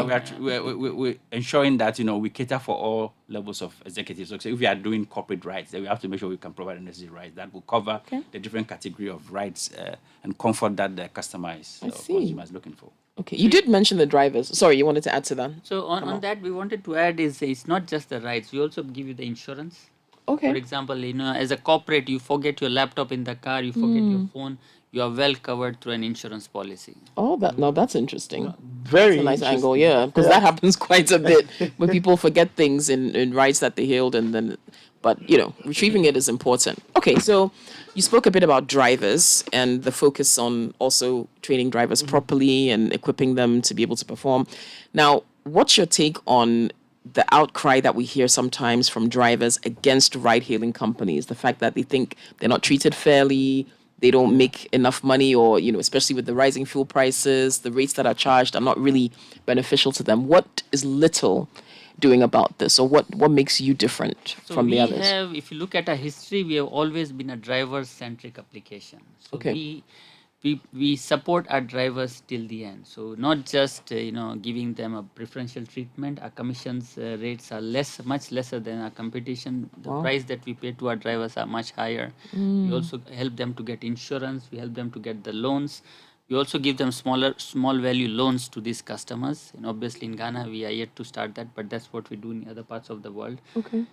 Because as I said, drivers are the face of the company. I mean, you would have read everywhere that the drivers are striking on the other apps, but you would never hear a Little driver striking. Not here, not in Kenya, not in Uganda, nowhere. I see. We love our drivers. Great. Oh, yeah. That's wonderful. I mean, let's just wrap it up. Let's talk about your plans for the bigger picture, really. You are in Ghana, you're just starting out in Ghana, you're in Kenya, you're in other places. Are you looking at, quote unquote, conquering other places outside Africa, or you want to grow more in Africa? What's your big plan? So the first stage is we want to be a pan-African application. Okay. So every country in Africa, we want to have some presence. And once we do that, then hopefully we'll get into the other emerging markets. But first, I want to be an African app. I'm a Kenyan, and obviously I'm an African. Okay, how does one become a Little driver? You go to a website. There's a place to upload your documents. Okay. What's the website? Yeah. Little.Africa. Okay. Little.Africa. You get in there. But in case if you have some questions, you can always put an email to info@littleg8.africa and somebody will get back to you. Or you can also call us on 0507 795 596. Okay. 0507 795 596. And then finally, a reminder on the name. If somebody wants to download the app, where can they get the app to also download? get to your store, Play Store or Apple Store, download Little, either look for Little Ride, Little App. Little Ride or Little and App. you would get the app on your phone. Great. The plan is to start rolling out the application in the course of this year.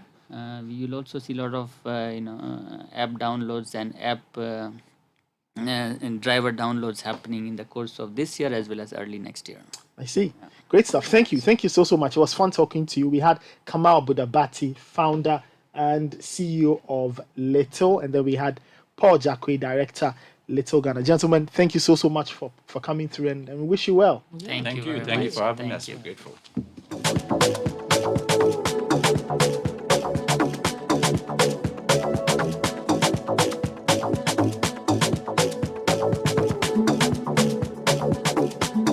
Still listening to the Citi Breakfast Show.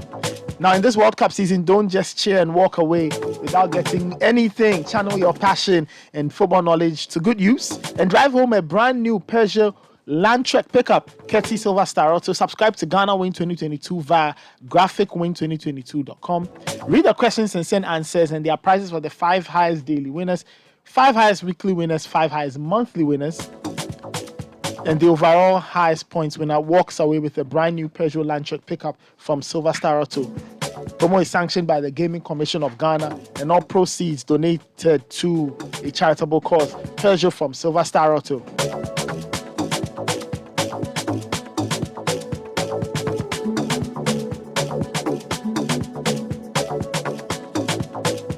Now, Asker Immigration Consulting Services is committed to being your source of information, personal advisor, and authorized rep in all immigration matters for Canada. Contact them. They are the One Airport Square, Airport City, Accra, adjacent Holiday Inn Hotel. Call them on 0506 012 289 or 0241 318890 or 0595 449054. Get to them on social media, Facebook, Instagram at Asker Immigration, on Twitter at Asker Immigrate. Asker Immigration Consulting Services, the joy of greatness for your journey to Canada. Now let your Mercedes-Benz be in top shape for the Christmas holidays. At Silver Star Auto, they've got 25 years experience in Mercedes-Benz, and they are offering a fantastic end-of-year after-sale service promo for all Mercedes-Benz owners. Enjoy free inspection of your passenger or commercial vehicle. Enjoy 15% discount on genuine parts and all after-sale services at competitive prices. Promo ends on December 23. Visit their website and social media handles to book your spot. T's and C's apply.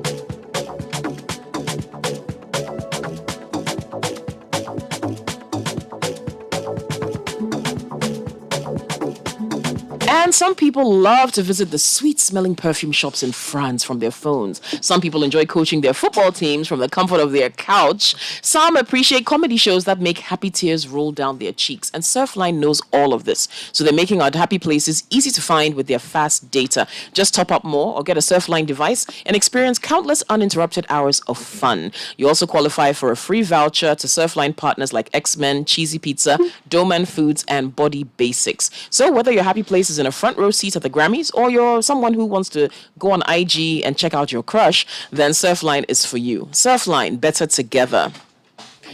And are you a Ghanaian or an African-owned business into footwear, clothing, makeup, skincare, and other beauty products? The second edition of Diaspora Connect is here to link your business with prospective buyers across the globe. Activities include product photo shoot, customer service, and shipping presentation, among other things. It's on Saturday, December the 17th at the Ghana Wildlife Society in Accra and starts at 9 a.m. Follow us on Instagram at Shop Ghana Beauty or visit shopghanabeautysupply.com to register. Seize this opportunity by participating in the Shop Ghana Beauty Supply initiative. And how important is your health to you? How often do you visit a health facility? Visit Vic Dank Healthcare, a Ghana Health Service certified healthcare center that specializes in kidney stones, hepatomegaly, hypertension, fatty liver treatment, among other things. Vic Dank Healthcare specializes in using 100% natural medicine in all treatments. Visit Vic Dank Healthcare on the Spintex Road behind the Standard Chartered Bank. You can also call 0549 951 211. Still listening to the Citi Breakfast Show. Let's move on and talk about other things. Let's talk about stigma and discrimination, of course, in relation to HIV/AIDS. Coco, we've been having this conversation very often, very frequently in the last few months, for as long as I can remember. Today we are talking about stigma and discrimination. Now, to help us get more info, to get more education, we have Miss Charity Owusu-Balu. She's an HIV ambassador, and she's joined us this morning. Hello, good morning. Welcome to the Citi Breakfast Show. Good morning. Great. Let's start with what stigma is. We hear it very often, but what exactly is it? Stigma. Okay. So, good morning to your cherished listeners, and greetings to all persons living with HIV listening to me this morning. And that when we say stigma, is like somebody has a tag, and due to that tag, particular tag, and let's say negative tag, and due to that, you are being pointed finger at because of that tag. Actually, says brings you out. So it's like, this is you. You are not supposed to be part of that because of that tag tagging you. Great.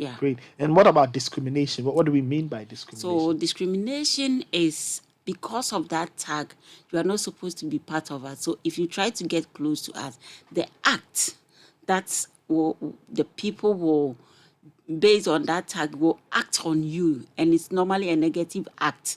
That is what means discrimination. I see.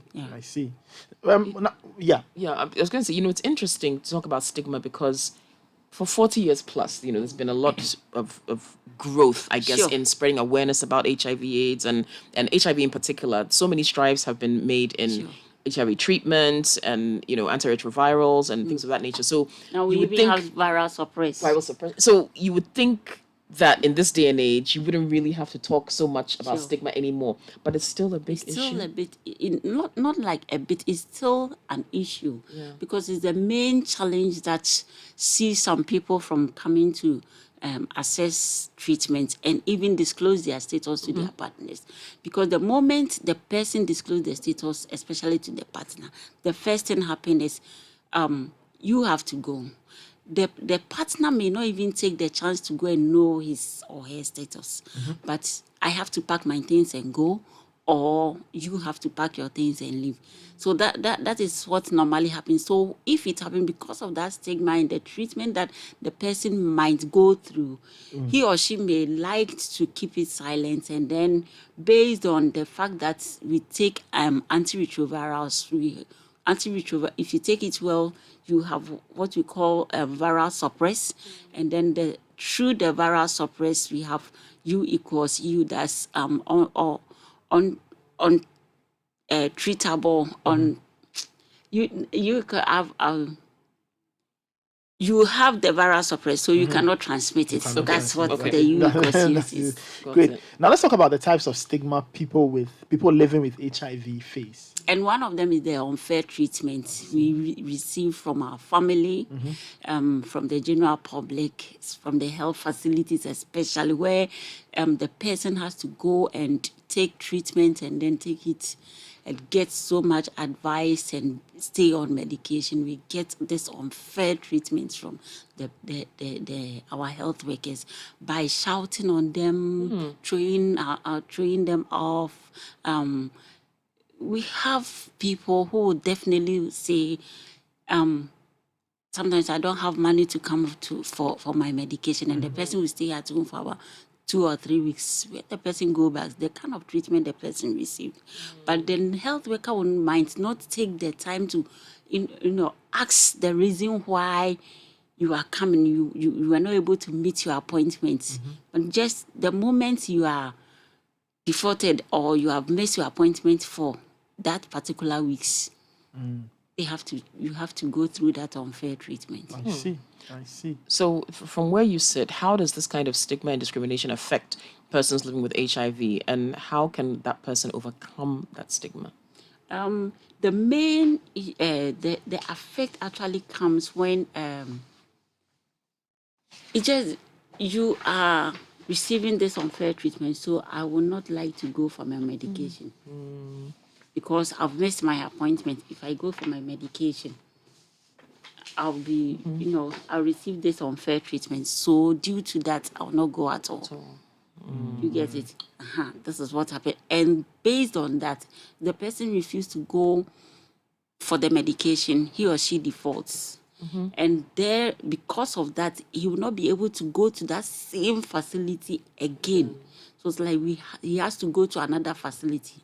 Now, when the person goes to the other facility, we have a system that we use code to, get the person's information. So when the person goes to another, then it's like the person has to go and lie that I'm not on medication or I've not started. So he or she has to start the whole process all over again. If the person is able to tell you, I'm here, and that, therefore, for this and this reason, then it means you have defaulted. So you have to go through the challenge. That's one, too. You have already been registered in the system. And if the other facility register you, it's like we are doing double registration. So it's a huge challenge altogether. So when the person gets to know of all this, then he or she prefers to stay at home. Okay. Well, what do you think we can do to reduce the stigma faced by persons living in HIV? I mean, we've been doing this for a while, but do you think there's more that can be done? Yeah, there's more that can be done. I always say that we need to encourage persons living with HIV to disclose their status. Now, the issue is that the moment you are tested positive or you get to know of your status, it becomes a heavy burden on you. And this burden, you can carry it for so many years if you have not disclosed to anybody. So if the person is encouraged, and I always say that disclosure should not be done by the person alone. We always tell them, but some of them go off their own way and then they do the disclosure and then they have troubles.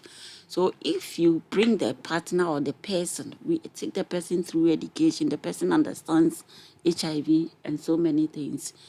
It's like the person being outside. When you're outside, you are not HIV positive. You may think HIV is far away from you. You may not understand so many things, but the moment you come close and you have so many information about HIV, you see that it's normal. So we can disclose, we can help people to disclose and relieve some of the burden from the person. If this happened, people get to know, oh, my sister is HIV positive and it's okay with her. My husband is HIV positive, my wife is HIV positive and it's okay with her. Then we can say that we have gotten to a point that, we are all, we understand this. And by so doing, we are reducing the stigma. A friend of mine told me that he traveled outside, I think one of the East African country, and their percentage prevalence of HIV is very, very high. Then she mentioned to someone, when he gets to tell and say, your HIV prevalence is about 20-something%. Then the person says, so what? And it's like, from what he was saying, in the country, everybody, at least if you get to every household, you get a person living with HIV. And now they know taking antiretroviral brings a viral suppress. And so they intermarry. So it's like it has become a normal thing. So stigma, why must I stigma someone because my wife is positive, my son is positive, my in-law is positive, and everybody is positive. That's how for them they have overcome their stigma. But for us, it's not so. And if it's not so, if somebody also gets to know of the status, then we have picked the person on based on the HIV status. Okay. See. So what's your last word on stigma and discrimination for the general public? Well, I would say we have to understand that in every family, you get a person living with HIV. Every family, wherever you are coming from, at least there is someone living with HIV, but because of our attitude towards the person might not tell you. So we have to adapt the fact that somebody is living with in our family that we might not know. So if it is somebody, we don't have to treat that person bad, because it could be a member of my family or my child or my son. So they have to open their arms and then create a neighboring environment for persons living with HIV to live in, especially at our health facilities. Great. Thank you so much. Thank you so much. We had Charity Owusu-Balo. She's an HIV ambassador. We've been talking about stigma and discrimination.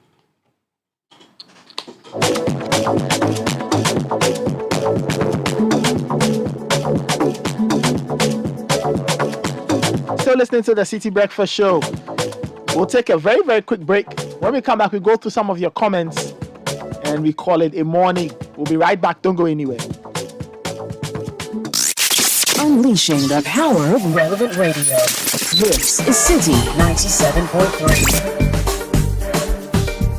What do you get when you mix the best DJs in the country? The most amazing live band sets, delicious cocktails, and wonderful food. Back-to-back hit music from Ghana's finest group, Prayer, dazzled by the sounds of Abiana and being serenaded by the brilliantly talented Aquabua. And jam to the hits from the Beam Nation president himself, Stone Boy. The biggest outdoor party, of course, Situation 2022.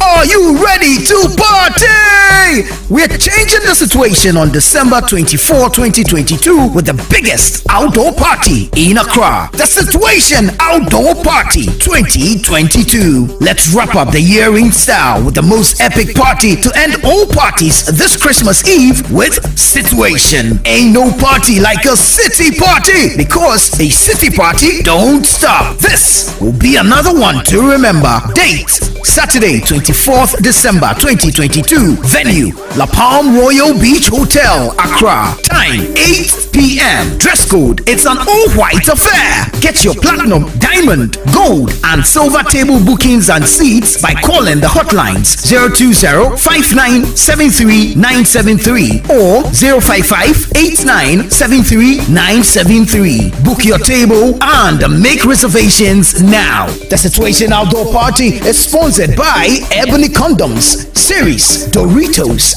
Lays, Logistics Movers, and Veuve du Vernet France. It's supported by Citi FM and Ghana Weekend and powered by Citi TV. This is a Beyond the Return event.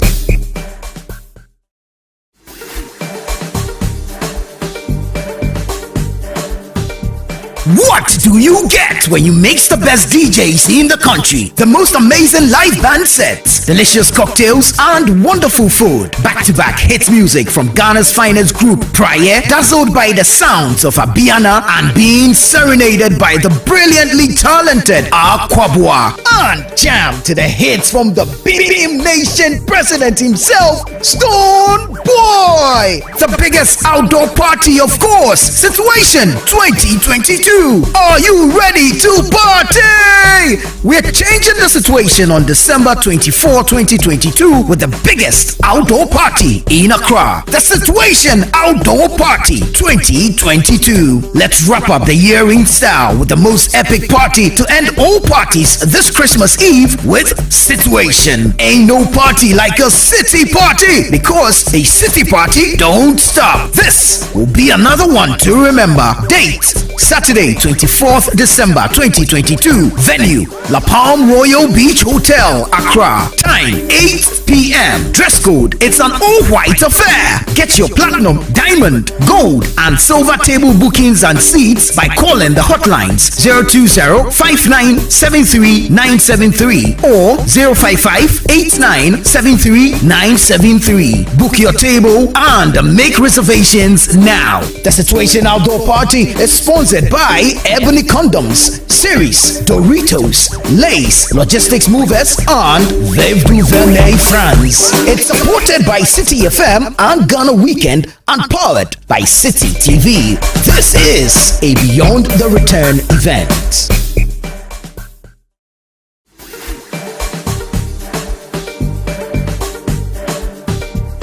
What do you get when you mix the best DJs in the country? The most amazing live band sets, delicious cocktails, and wonderful food. Back-to-back hit music from Ghana's finest group, Praye, dazzled by the sounds of Abiana and being serenaded by the brilliantly talented Aquabua. And jam to the hits from the Beam Nation president himself, Stone Boy. The biggest outdoor party, of course, Situation 2022. Are you ready to party? We're changing the situation on December 24, 2022 with the biggest.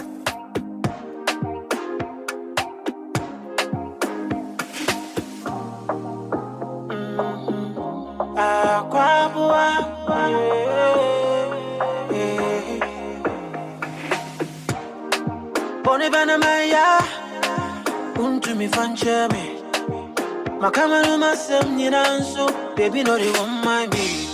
I know that I did you wrong. Now, so me them say I got the money change. Now, so my patch on so me don't see what I'm penny for them, must be, and number for them, must be. Now, so for them, oh, like seriously. Open what they are, that. No, baby, I'm from far. Open what they are, that do. No, baby, I'm from far. Open what they are, that. No, baby, I'm from far. Open what they are, that do. No, baby, I'm from far.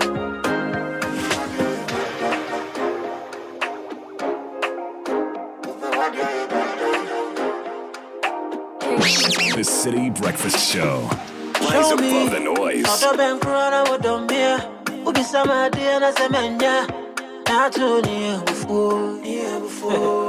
Show me you. I don't been crying with them me. So cause I'm in run meant to me. Now to near before. Now do you want them no sign all day? 9:57. There's still the Citi Breakfast Show.